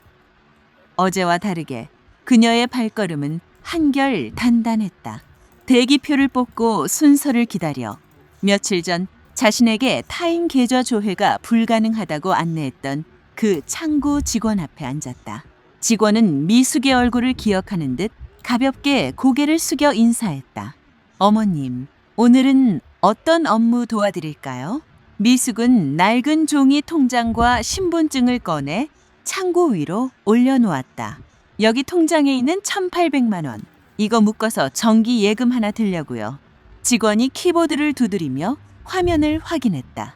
네, 어머님. 마침 이번 달에 시니어 고객 우대 금리로 나온 1년 만기 예금 상품이 있습니다. 팜플렛 한번 보시겠어요? 미숙은 직원이 건넨 팜플렛을 받아들었다. 작은 글씨들이 빼곡하게 적혀 있었다. 예전에 미숙이었다면 복잡한 숫자와 금융 용어 앞에서 지레 겁을 먹고 그냥 알아서 제일 좋은 걸로 해줘요 라며 서둘러 서명을 끝냈을 것이다. 모르는 것을 묻는 행위 자체를 자신의 무지함을 들키는 부끄러운 일이라 여겼기 때문이다. 하지만 오늘 미숙은 달랐다. 그녀는 가방에서 돋보기 안경을 꺼내 쓰고 형광펜이 칠해진 약관의 문장들을 하나하나 짚어내려갔다. 저기, 아가씨. 미숙이 직원을 향해 고개를 들었다. 내가 이런 금융 쪽은 배운 게 없어서 잘 몰라요. 그래서 귀찮아도 확실하게 몇 개만 물어볼게요. 네, 어머님. 편하게 다 물어보세요. 미숙은 팜플렛의 한 구절을 손가락으로 가리켰다. 첫 번째로, 내가 무릎이 안 좋아서 조만간 병원비로 큰 돈이 나갈 수도 있는데 이거 중간에 해지하면 원금에서 깎이는 돈이 있나요? 아니면 이자만 못 받는 건가요? 원금 손실은 전혀 없습니다, 어머님. 가입하신 기간만큼 약정된 기본 이율만 계산해서 드리고 우대 이자만 적용이 안 되는 거예요. 직원의 명료한 대답에 미숙은 고개를 끄덕였다. 그리고 그녀에게 가장 중요하고 묵직한 두 번째 질문을 던졌다. 그럼 이 통장 만기가 됐을 때 나 말고 우리 아들이 내 신분증이나 도장 들고 와서 대신 찾겠다고 하면 은행에서 내어줍니까? 직원의 타이핑 소리가 멈췄다. 직원은 미숙의 진지한 눈빛을 마주보며 아주 단호하고 또렷하게 대답했다. 아니요, 절대 불가능합니다. 예금주 본인이 직접 오시지 않으면 그 어떤 가족이 와도 해지하거나 돈을 찾을 수 없습니다. 법이 그렇습니다. 그 어떤 가족이 와도 찾을 수 없습니다. 그 차갑고 철저한 은행의 법이 지금 이 순간 미숙에게는 세상 그 무엇보다 따뜻하고 든든한 방어벽으로 느껴졌다. 며칠 전 남의 통장을 조회할 수 없다며 자신을 가로막았던 바로 그 견고한 시스템이 이제는 온전히 미숙의 권리를 보호하는 테두리가 되어준 것이다. 그래요. 알겠습니다. 그럼 이걸로 해주세요. 미숙의 입가에 옅은 미소가 번졌다. 그녀는 직원이 건네주는 서류의 형광펜 표시된 빈칸마다 자신의 이름 한미숙 3글자를 또박또박 적어 넣었다. 모르면 물어보면 된다. 결정은 아들이나 직원이 대신 내려주는 것이 아니라 서류를 확인하고 펜을 쥔 자신이 직접 내리는 것이었다. 10분 뒤 미숙은 빳빳하고 새로운 종이 통장을 건네받았다. 은행 문을 열고 거리로 나선 미숙은 벤치에 앉아 그 새 통장을 가만히 쓰다듬었다. 통장 첫 페이지에는 한미숙이라는 이름과 함께 18, 650, 210원이라는 예금액이 선명하게 찍혀 있었다. 아직 되돌려받지 못한 1,000만 원의 빈자리가 남아 있었다. 아들과의 서먹해진 관계가 마법처럼 회복된 것도 아니었다. 앞으로 매달 50만 원씩 입금되는지 신경을 곤두세워야 하는 팍팍한 현실이 그녀를 기다리고 있었다. 하지만 미숙은 두 손으로 꽉 쥔 통장에서 전해지는 물리적인 두께감을 느꼈다. 그것은 단순히 돈의 액수가 아니었다. 62년 만에 처음으로 누구에게도 묻거나 허락받지 않고 오롯이 자신의 의지대로 통제할 수 있는 내 삶의 지분이었다. 겨울바람이 차갑게 불어왔지만 미숙은 코트깃을 여미며 곧은 걸음으로 집을 향해 걷기 시작했다. 제9장. 그날 이후로 석 달이라는 시간이 흘렀다. 계절은 언 땅이 녹고 옅은 봄 기운이 스며드는 3월의 끝자락으로 향하고 있었다. 오후 2시. 거실 소파에 앉아 텔레비전을 보던 미숙의 휴대전화가 짧게 진동했다. 화면을 켜자 익숙한 알림창이 떠 있었다. 농협은행 입금 500, 영원 이준호. 매달 25일 준호는 단 하루도 어기지 않고 정확히 50만 원을 입금했다. 벌써 세 번째 이체였다. 하지만 돈이 들어왔다는 알림 뒤에 이어지곤 하던 안부 전화나 카카오톡 메시지는 오지 않았다. 준호는 돈을 보냈고 미숙은 확인했다. 그것이 지난 석 달 동안 두 모자가 나눈 소통의 전부였다. 돈은 차곡차곡 원래의 자리로 돌아오고 있었지만 두 사람 사이의 공기는 예전처럼 자연스럽지 못했다. 아들이 괘씸하면서도 한편으로는 텅 빈 스마트폰 화면을 볼 때면 가슴 한구석에 서늘한 구멍이 뚫린 것 같았다. 내 권리를 찾겠다고 선을 그은 것이 결국 자식과의 연을 끊어내는 칼날이 된 걸까? 미숙이 씁쓸한 입맛을 다시며 휴대전화를 내려놓으려던 참이었다. 화면에 며느리라는 발신자가 떴다. 미숙은 헛기침을 한 번 하고 조심스럽게 통화 버튼을 눌렀다. 지연아. 어머니, 무릎은 좀 어떠세요? 병원 치료는 다 끝나셨어요? 시술 받고 약 먹으니까 많이 부드러워졌다. 너희는 별일 없고? 네, 저희야 똑같죠 뭐. 어머니, 다름이 아니라 이번 주 일요일이 서아 6살 생일이잖아요. 저녁에 집에서 미역국 끓여서 밥 먹을 건데 어머니도 오셔서 같이 식사하세요. 지연의 목소리는 평소와 다름없이 싹싹하고 다정했다. 하지만 미숙은 선뜻 대답하지 못하고 망설였다. 돈 문제로 얼굴을 붉히고 돌아선 아들의 집에 아무 일도 없었다는 듯 찾아가 웃으며 밥을 먹어도 되는 것일까? 불편한 분위기를 만들어 오히려 손녀의 생일을 망치는 것은 아닐까? 어머니, 일요일에 약속 있으세요? 아니, 약속은 없는데 준호도 내가 오는 거 아는 거니? 당연하죠. 서아 아빠가 먼저 어머니한테 전화해보라고 했는걸요. 요새 바빠서 먼저 연락 못 드렸다고 죄송해하고 있어요. 일요일 오후 5시까지 오세요, 어머니. 그래, 알았다. 전화를 끄는 미숙은 베란다 창밖을 한참 동안 내다보았다. 금요일 오후 미숙은 버스를 타고 시내의 백화점으로 향했다. 아동복 매장에 들어선 미숙은 마네킹이 입고 있는 화사한 노란색 원피스를 한참 동안 들여다보았다. 예전 같았으면 선뜻 이런 비싼 옷을 살 엄두를 내지 못했을 것이다. 명절이나 생일 때면 생활비를 아껴 모은 돈으로 5만 원짜리 지폐 몇 장을 꼬깃꼬깃 봉투에 담아 건네는 것이 전부였다. 어차피 자신의 목돈 3천만 원은 아들의 통장 안에 묶여 있었으니까. 하지만 지금 미숙의 가방 안에는 자신이 직접 서명하고 만든 예금 통장과 그에 연결된 체크카드가 들어있었다. 이거 6살짜리가 입을 건데 사이즈가 어떻게 되나요? 미숙은 가격표를 확인한 뒤 당당하게 카드를 내밀었다. 자신의 통장에서 자신의 의지대로 손녀를 위한 선물을 결제하는 순간이었다. 누구의 눈치도 볼 필요가 없었다. 포장된 쇼핑백을 받아든 미숙의 발걸음에 작은 활기가 돌았다. 일요일 오후 5시 준호의 아파트 현관문을 열고 들어서자 서아가 가장 먼저 달려와 안겼다. 할머니, 아이고 우리 강아지 그새 또 컸네.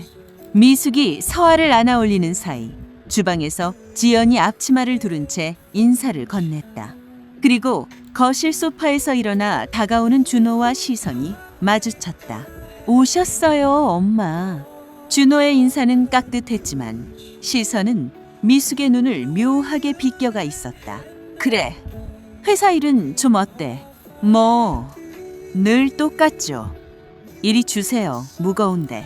준호가 미숙의 손에 들린 과일 봉지와 쇼핑백을 받아들었다. 어색한 공기가 두 사람 사이를 맴돌았다. 하지만 그 어색함이 과거처럼 서로를 찌르는 날 선 감정은 아니었다.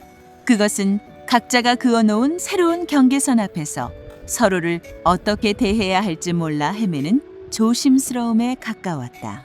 식사가 시작되었다. 미숙이 사온 노란색 원피스를 입은 서아가 촛불을 불자 거실에 작은 웃음꽃이 피었다. 어머니, 미역국 좀 더 드릴까요? 아니야, 많이 먹었다. 식사가 끝나고 예전에 미숙이었다면 당연하다는 듯 앞치마를 찾아매고 싱크대 앞으로 향했을 것이다. 아들 내외가 피곤할까봐 설거지를 도맡아 하고 거실 바닥까지 한 번 훔쳐내야 직성이 풀렸다. 그것이 그녀가 알고 있는 유일한 엄마의 역할이었다. 하지만 오늘 미숙은 자리에서 일어나 주방 대신 거실 소파로 향했다. 서아야, 이리 와. 할머니랑 퍼즐 맞출까? 미숙은 손녀와 함께 매트 위에 앉았다. 지연이 싱크대에서 물을 틀고 고무장갑을 끼는 소리가 들렸고 준호가 식탁 위를 치우며 아내를 거들기 시작했다. 자신이 모든 짐을 떠안지 않아도 부부의 주방은 그들만의 호흡으로 자연스럽게 돌아가고 있었다. 밤 8시 30분 미숙이 코트를 입고 나서려 하자 지연이 아쉬운 듯 붙잡았다. 어머니, 늦었는데 주무시고 내일 아침에 가시지 그러세요. 아니야. 나이 먹으니까 내 집에서 내 이불 덮고 자야 편해. 설거지까지 싹 해두고 간다. 미숙이 가볍게 손을 내저었다. 준호가 차키를 챙겨들고 신발을 신었다. 버스터미널까지 모셔다 드릴게. 엄마, 타요. 두 사람이 탄 차는 어두운 밤거리를 미끄러지듯 달렸다. 차 안에는 라디오에서 흘러나오는 잔잔한 음악 소리만 채워져 있었다. 신호대기에 걸려 차가 멈춰 섰을 때 준호가 핸들을 쥔 채 시선을 앞유리에 고정한 상태로 조용히 입을 열었다. 엄마, 응? 다리는 좀 어때? 저번에 비 올 때 많이 쑤신다고 하셨잖아. 미숙은 조수석 창밖을 바라보던 시선을 거두고 준호의 옆벌구를 보았다. 석 달 전 병원비 180만 원을 달라고 했을 때 과잉 진료 아니냐며 다그치던 아들의 얼굴이 아니었다. 순수하게 어머니의 안위를 묻는 조금은 서툴고 멋쩍은 아들의 표정이었다. 괜찮아. 시술 받은 데가 많이 부드러워져서 요즘은 시장 갈 때도 한 번도 안 쉬고 걸어가. 다행이네. 무리하지 말고 아프면 바로 병원 가요. 그래. 짧은 대화가 끝난 후 다시 차 안에는 침묵이 내려앉았다. 하지만 그 침묵은 올 때처럼 숨막히게 무겁지 않았다. 미숙은 창밖으로 스쳐 지나가는 가로등 불빛을 가만히 응시했다. 자신의 돈을 되찾고 선을 긋는 것이 자식과의 관계를 완전히 끊어내는 일일지도 모른다는 두려움이 있었다. 돈을 주지 않으면, 무조건적으로 희생하지 않으면 자신은 더 이상 쓸모없는 엄마가 될 것만 같았다. 하지만 지금 조수석에 앉아 느끼는 거리는 달랐다. 그것은 서로를 처참해던 부채감과 죄책감을 걷어내고 난 뒤에야 비로소 찾아온 온전한 두 명의 어른으로서 마주하기 위해 반드시 필요한 물리적인 틈이었다. 터미널 앞에 차가 멈췄다. 미숙이 문을 열고 내리려 할 때 준호가 뒷좌석에서 작은 종이 쇼핑백 하나를 꺼내 미숙의 무릎 위에 조심스럽게 올려놓았다. 이게 뭐냐? 아, 서아 유치원 근처 약국에서 샀어. 연골에 좋다는 영양제인데 하루에 2알씩 챙겨 드셔. 미숙은 쇼핑백 안을 들여다보았다. 영양제 2통이 들어있었다. 이런 걸 뭐하러 비싸게 돈 주고 샀어. 타박하는 말투였지만 미숙의 입가에는 아주 희미한 온기가 돌고 있었다. 잘 먹으마. 운전 조심해서 가고. 차 문을 닫고 돌아선 미숙은 버스를 향해 걸음을 옮겼다. 그녀의 한 손에는 손녀가 준 사탕 하나가, 다른 한 손에는 아들이 건넨 영양제 쇼핑백이 들려 있었다. 모든 것이 완벽하게 예전으로 돌아가지는 않았다. 상처는 흉터로 남았고 갚아야 할 1,000만 원의 빚은 여전히 달력 위에 적혀 있었다. 하지만 미숙은 이제 안다. 자신을 희생하며 돈으로 묶어둔 끈끈함보다 적당한 거리를 두고 각자의 몫을 지켜내는 지금의 관계가 훨씬 더 건강하게 오래 갈 수 있다는 것을. 제10장 4월의 중순. 베란다 창문을 넘어온 볕이 거실 바닥을 따뜻하게 데우고 있었다. 미숙은 소파에 앉아 텔레비전 채널을 무의미하게 돌리고 있었다. 22년 동안 매일 아침 6시에 일어나 300인분의 밥을 짓던 관성이 사라진 일상은 가끔 멀미가 날 만큼 고요하고 느리게 흘러갔다. 아내, 엄마, 그리고 급식실의 한 여사, 평생 자신을 설명해 주던 이름표들이 하나둘 떨어져 나간 자리에 무엇을 채워 넣어야 할지 미숙은 아직 알지 못했다. 그저 매달 25일 준호에게서 들어오는 50만 원의 알림을 확인하고 무릎약을 챙겨 먹으며 하루를 보낼 뿐이었다. 오후 2시 거실 탁자 위에 둔 휴대전화가 울렸다. 화면에 급식실 최 여사라는 이름이 떴다. 미숙보다 2년 먼저 퇴직했던 급식실의 왕언니였다. 형님, 오랜만이네. 미숙아, 너 다음 주 화요일에 뭐 약속 있니? 없으면 나랑 온천이나 가자. 저기 박 여사도 같이 가기로 했어. 온천? 갑자기 무슨 온천이야? 갑자기는 무슨? 우리 퇴직하면 같이 가자고 옛날부터 말했잖아. 2박 3일로 맛있는 것도 먹고 마사지도 받는 패키지인데 인당 45만 원이라네. 다리 아픈 데는 온천 지지는 게 최고야. 45만 원. 미숙의 머릿속에서 반사적으로 계산기가 돌아갔다. 매달 준호가 갚고 있는 빚이 50만 원이었다. 그 돈을 고스란히 털어 넣어야 하는 적지 않은 금액이었다. 예전에 미숙이었다면 곧바로 아유, 내가 지금 45만 원이 어디 있어. 다음에 갈게. 라며 습관처럼 거절했을 것이다. 혹은 스마트폰을 들고 아들에게 전화를 걸어 엄마가 온천을 가고 싶은데 내 돈에서 45만 원만 써도 되겠니? 라고 조심스럽게 허락을 구했을 것이다. 하지만 미숙은 텔레비전 화면을 응시하며 조용히 입을 열었다. 어디로 가는 건데? 수안보 쪽인데 숙소가 아주 기가 막혀. 갈 거지? 오늘 오후까지 입금해야 예약 확정된 데서. 그래, 형님, 나한테 계좌번호 하나 찍어줘. 전화를 끄는 미숙은 가방에서 돋보기 안경을 꺼냈었다. 최 여사가 카카오톡으로 보낸 여행사 계좌번호를 확인한 뒤 미숙은 자신의 은행 어플을 열었다. 화면 중앙에는 지난달 준호가 입금한 돈까지 더해져 19, 150, 210원이라는 잔액이 찍혀 있었다. 미숙은 이체 버튼을 누르고 비밀번호 6자리를 천천히 입력했다. 누구에게도 전화를 걸지 않았다. 허락을 구하지도 눈치를 보지도 않았다. 오롯이 자신의 손가락 끝에서 자신만을 위한 45만 원의 지출이 결정되었다. 이체가 완료되었습니다. 경쾌한 알림음과 함께 잔액이 줄어들었다. 미숙은 빈 거실에서 그 알림음을 가만히 들으며 묘한 해방감을 느꼈다. 내 돈을 내 마음대로 쓴다는 것.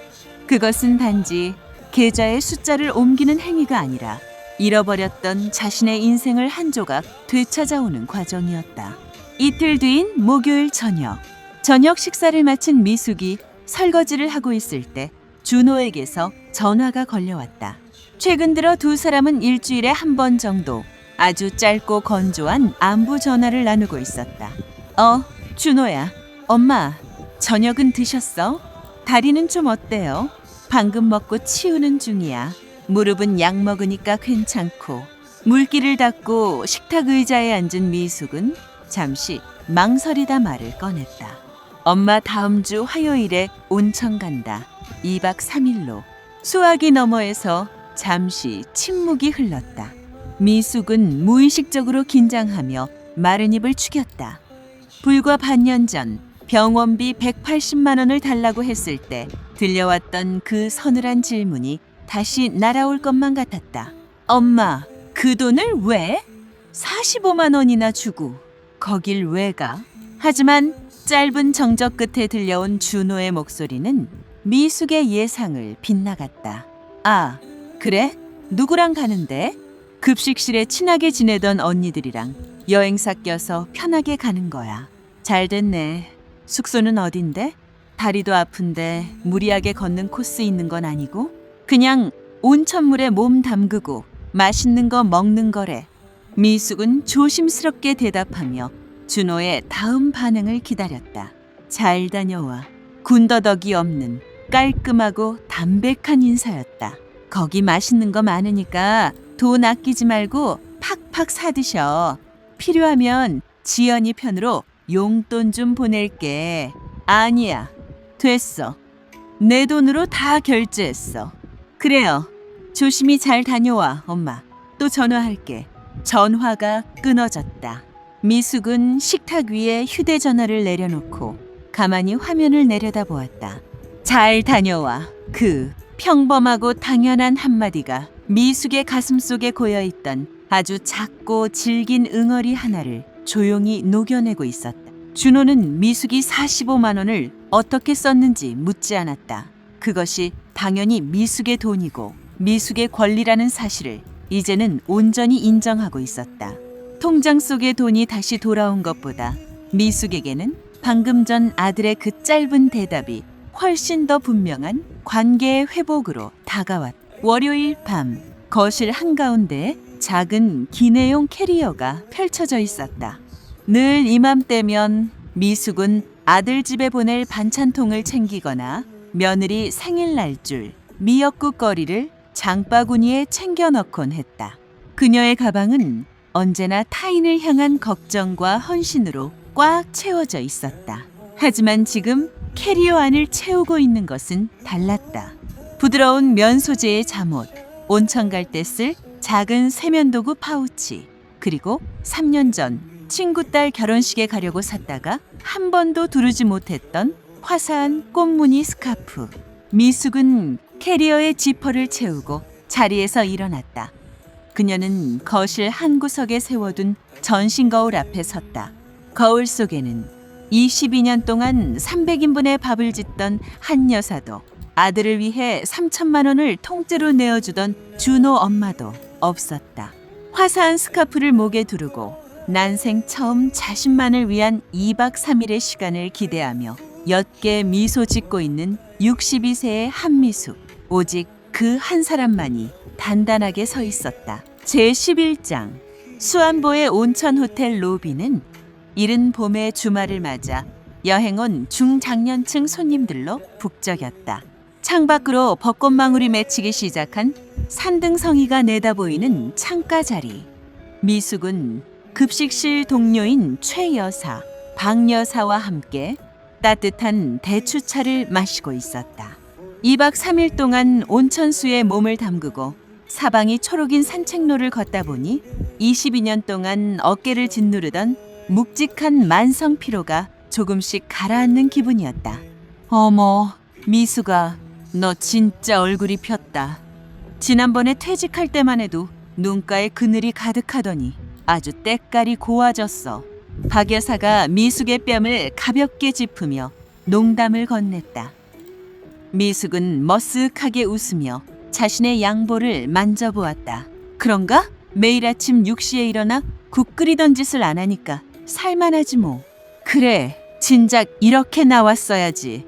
우리 같은 년들이 언제 우리를 위해 돈 쓰고 시간 쓰고 살았냐. 자식들 다 키워놓고 남은 건 우리 몸뚱이뿐이야. 최 여사의 시선이 미숙의 목에 둘러진 화사한 꽃무늬 스카프에 머물렀다. 그 스카프 참 곱다. 어디서 났어? 백화점 갔다가 충동 구매 좀 했지. 미숙이 웃으며 대답하자 최 여사와 박 여사가 환호성을 질렀다. 잘했다. 잘했어. 네 돈 네가 쓰는데 뭐가 아까워? 창밖으로 쏟아지는 봄 햇살 아래서 미숙은 문득 낯설지만 편안한 공기를 느꼈다. 지금 이 순간 그녀의 머릿속에는 아들의 저녁 밥상도 며느리의 눈치도 들어있지 않았다. 오직 눈앞에 따뜻한 차 한 잔과 함께 웃고 있는 친구들의 목소리만이 차 있었다. 대추차를 다 마셔갈 때쯤 최 여사가 문득 기억난 듯 말을 꺼냈다. 맞다, 미숙아. 너 퇴직하고 요새 집에서 뭐 하고 지내냐?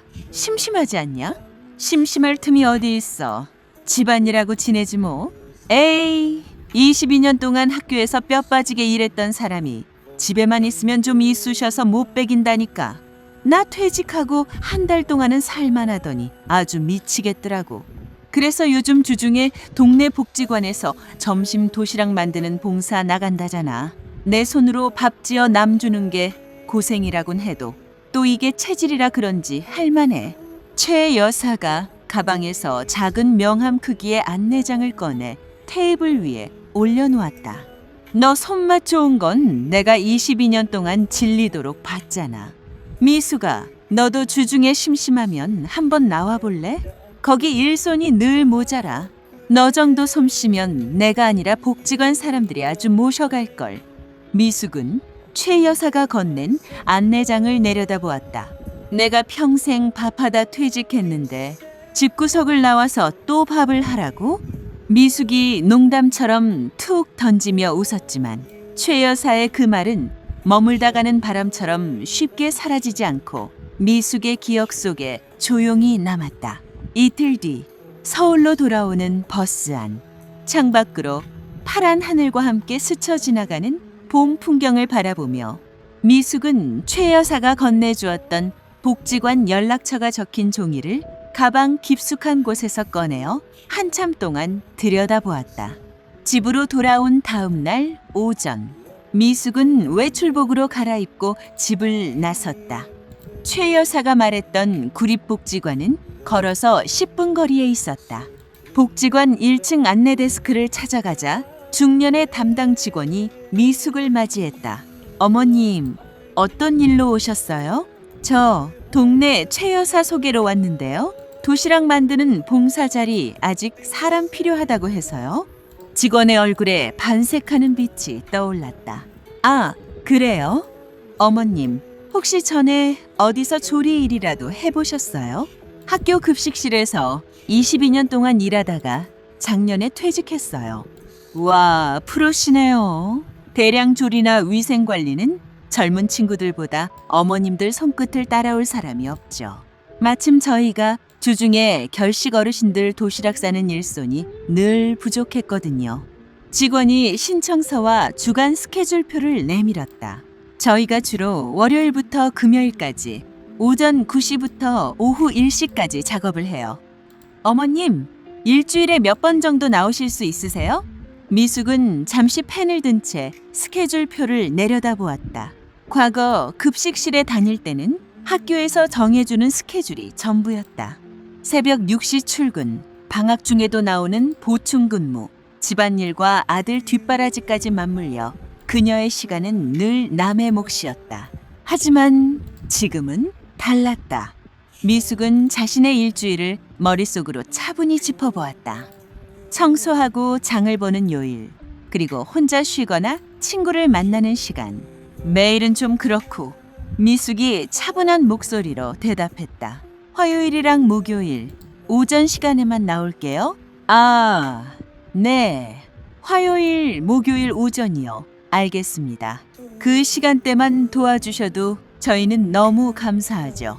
직원이 일정을 기록하는 동안 미숙은 조리실 쪽을 슬쩍 바라보았다. 열린 문틈 사이로 굵은 스테인리스 조리대와 커다란 솥, 그리고 하얀 위생모를 쓰고 움직이는 사람들의 모습이 눈에 들어왔다. 익숙하고도 낯익은 냄새가 코끝을 스쳤다. 하지만 그곳에는 새벽 6시에 출근해야 하는 압박도, 생계를 이어야 한다는 조급함도 없었다. 이틀 뒤 스마트폰 상단 알림창에 은행 문자 하나가 떴다. 농협 은행, 입금 500, 영원, 이준호. 미숙은 스마트폰 화면을 슥 훑어보고는 대수롭지 않게 잠금 버튼을 눌렀다. 통장에 돈이 들어오는 것은 이제 일상이 되었고 그것이 그녀의 하루를 흔들거나 감정을 뒤흔들지 않았다. 거실 탁자 위에 놓인 새의 달력. 미숙은 볼펜을 들고 다가오는 화요일 날짜에 작은 동그라미를 그렸다. 그 아래에 복지관이라고 쓰려던 펜끝이 잠시 멈췄다. 미숙은 생각을 바꾸어 두 글자를 적었다. 내일. 볼펜 뚜껑을 닫는 소리가 텅 빈 거실 안에 가볍게 울렸다. 미숙은 달력 옆에 놓인 자신의 낡은 지갑을 집어들고 외출을 위해 현관문으로 걸어갔다. 제12장. 복지관에서 봉사를 시작한 지 2달이 지나 봄이 무르익어 초록이 짙어지는 5월의 어느 날이었다. 화요일 오전, 미숙은 복지관 조리실에서 최 여사와 함께 나무를 묻히고 있었다. 앞치마 주머니 속에서 스마트폰이 가볍게 진동했다. 화면을 확인하자 아들 준호였다. 평소 이 시간에 준호에게서 전화가 오는 일은 드물었다. 미숙은 장갑을 벗고 전화를 받았다. 준호야, 엄마. 지금 어디세요? 혹시 집에 계셔요? 수화기 넘어 준호의 목소리는 평소보다 조금 낮고 가라앉아 있었다. 회사에 있어야 할 시간에 무슨 일이 생긴 것인가 싶어 미숙의 미간이 좁아졌다. 아니, 지금 동네 복지관에서 봉사 중인데 무슨 일 있어? 복지관이요? 저 엄마 집 앞으로 잠깐 찾아뵀는데 혹시 통화 괜찮으시면 1층 로비에서 잠깐 뵐 수 있을까요? 전화를 끊고 난 미숙은 마음에 살짝 걸림돌이 걸린 듯했다. 혹시 매달 꼬박꼬박 보내던 50만 원의 상환 스케줄에 또 다른 사정이 생긴 것일까? 오후 1시 반. 복지관 봉사를 마치고 걸어 도착한 낡은 빌라 1층 현관. 계단에 서서 기다리던 준호가 미숙을 발견하고 황급히 다가왔다. 그의 손에는 서류나 파일 같은 것은 들려있지 않았다. 그저 셔츠 소매가 조금 구겨져 있을 뿐이었다. 여긴 어쩐 일이냐? 무슨 일 있어? 미숙이 문을 열고 안으로 들어가며 묻자 준호는 말없이 미숙의 뒤를 따라 올라와 거실 식탁에 자리를 잡았다. 엄마, 지난번에 내가 돈 갚는 거 매달 50만 원씩 20개월로 이야기했잖아요. 준호가 마른 침을 꿀꺽 삼키며 미숙을 바라보았다. 알고 있어. 왜? 그게 뭐? 그게요. 제가 요즘 회사에서 프로젝트가 잘 풀려서 다음 달부터는 매달 100만 원씩 갚아나가려고요. 기간을 좀 줄이려고 합니다. 그리고 그동안 제가 엄마한테 했던 행동들 정말 죄송했어요. 미숙은 식탁 의자에 앉아 가만히 아들을 바라보았다. 화려한 변명이나 억울한 호소는 없었다. 그저 자신이 저지른 잘못의 무게를 온전히 감당하려는 사람의 투박하고 서툰 태도였다. 네가 미안해야 할게. 그 돈 1천만 원뿐만이 아니지. 미숙의 차분한 목소리에 준호가 고개를 푹 숙였다. 알아요. 돈 쓴 것보다 엄마한테 물어보지도 않고 내 마음대로 가져다 쓴 게 진짜 잘못이라는 거 이제 뼈저리게 느꼈어요. 준호는 잠시 숨을 고르더니 스스로의 속마음을 솔직하게 털어놓았다. 그때는 엄마 돈도 그냥 우리 가족 돈이라고 생각했어요. 엄마는 당장 큰 돈 쓸 데도 없으니까 내가 먼저 유용하게 쓰고 나중에 채워 넣으면 그만이라고 오만하게 여겼던 거죠. 엄마의 권리나 생각은 아예 염두에 두지도 않았고요. 준호의 입에서 나온 그 솔직한 고백은 미숙이 몇 달 전부터 마음속으로 짚어왔던 정확한 진실이었다. 아들이 훔쳐간 것은 단지 1천만 원이라는 숫자가 아니라 늙은 어미의 자율성과 주도권이었다. 식탁 위에는 팽팽한 긴장감 대신 묵은 때가 벗겨진 듯 조용한 공기가 흘렀다. 미숙은 눈물이 차오르는 것을 누르며 돋보기 안경을 벗었다. 그녀는 손을 뻗어 식탁 위에 놓인 준호의 손등을 가볍게 툭 쳤다. 그래, 알았으면 됐다. 그거면 됐다. 미숙의 목소리가 낮게 갈라졌다. 앞으로는 무슨 일이 있든 내 돈이든 내 돈이든 남의 것 손대지 말고 정직하게 살아. 그리고 다음 달부터 100만 원씩 보낸다고 했냐? 그래도 25일 날짜는 칼같이 지켜라. 준호의 입가에 씁쓸하면서도 안도 어린 미소가 번졌다. 안 잊어버려요. 매달 칼같이 보낼게요, 엄마. 이틀 뒤 토요일 오후, 미숙의 낡은 빌라 거실에는 따스한 늦봄의 햇살이 가득 고여 있었다. 현관문이 열리고 서아가 타박질하며 들어왔다. 할머니, 어유, 우리 강아지 왔어? 미숙은 미소를 지으며 서아를 맞이했다. 뒤이어 들어온 준호와 지연의 얼굴에도 어색함 대신 편안한 웃음이 묻어났다. 저녁 식사 시간이 되었다. 식탁 위에는 지연이 싸들고 온 반찬들과 미숙이 끓인 구수한 된장찌개가 올라왔다. 세 사람의 웃음소리가 좁은 거실 안에 따뜻하게 퍼져나갔다. 식사가 끝날 무렵 준호가 숟가락을 내려놓으며 미숙을 바라보았다. 엄마, 다음 주 주말에 날씨 좋다고 하는데 서아랑 나랑 둘이서 근처 공원으로 산책 갈래요? 엄마, 다리물이 안 가게 평탄한 대로. 미숙은 찌개 냄비를 치우며 가만히 고개를 저었다. 아이고, 주말엔 나 약속 있어. 복지관 동료들이랑 남산 산책하기로 했거든. 준호와 지연이 동시에 눈을 동그랗게 떴다. 어머니, 복지관 봉사 말고 다른 날에도 가세요? 봉사 끝내고 언니들이랑 꽃 구경 가기로 했지. 나도 요즘 바빠. 미숙의 농담 섞인 대답에 준호와 지연이 웃음을 터뜨렸다. 저녁 8시, 아들 가족이 돌아간 후 거실은 다시 조용해졌다. 미숙은 소파에 앉아 가만히 창밖을 내다보았다.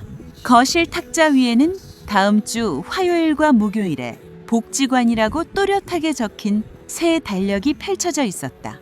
미숙은 자리에서 일어나 지갑을 집어들었다. 지갑 안쪽 깊숙한 곳에는 며칠 전 은행에서 스스로 발급받아 꽂아둔 정기 예금 통장이 고이 들어 있었다. 그 돈은 더 이상 누군가의 위기를 막기 위한 비상금도, 가족을 위해 무조건 바쳐야 할 희생의 담보도 아니었다. 미숙은 지갑의 지퍼를 차분히 잠그고 가방 속에 넣었다. 그리고 거실 한쪽에 놓인 외투를 집어들며 다가오는 화요일 복지관으로 향할 자신의 걸음을 조용히 떠올렸다. 자식을 사랑하는 마음과 내 삶을 지키는 일은 서로 반대되는 일이 아닙니다.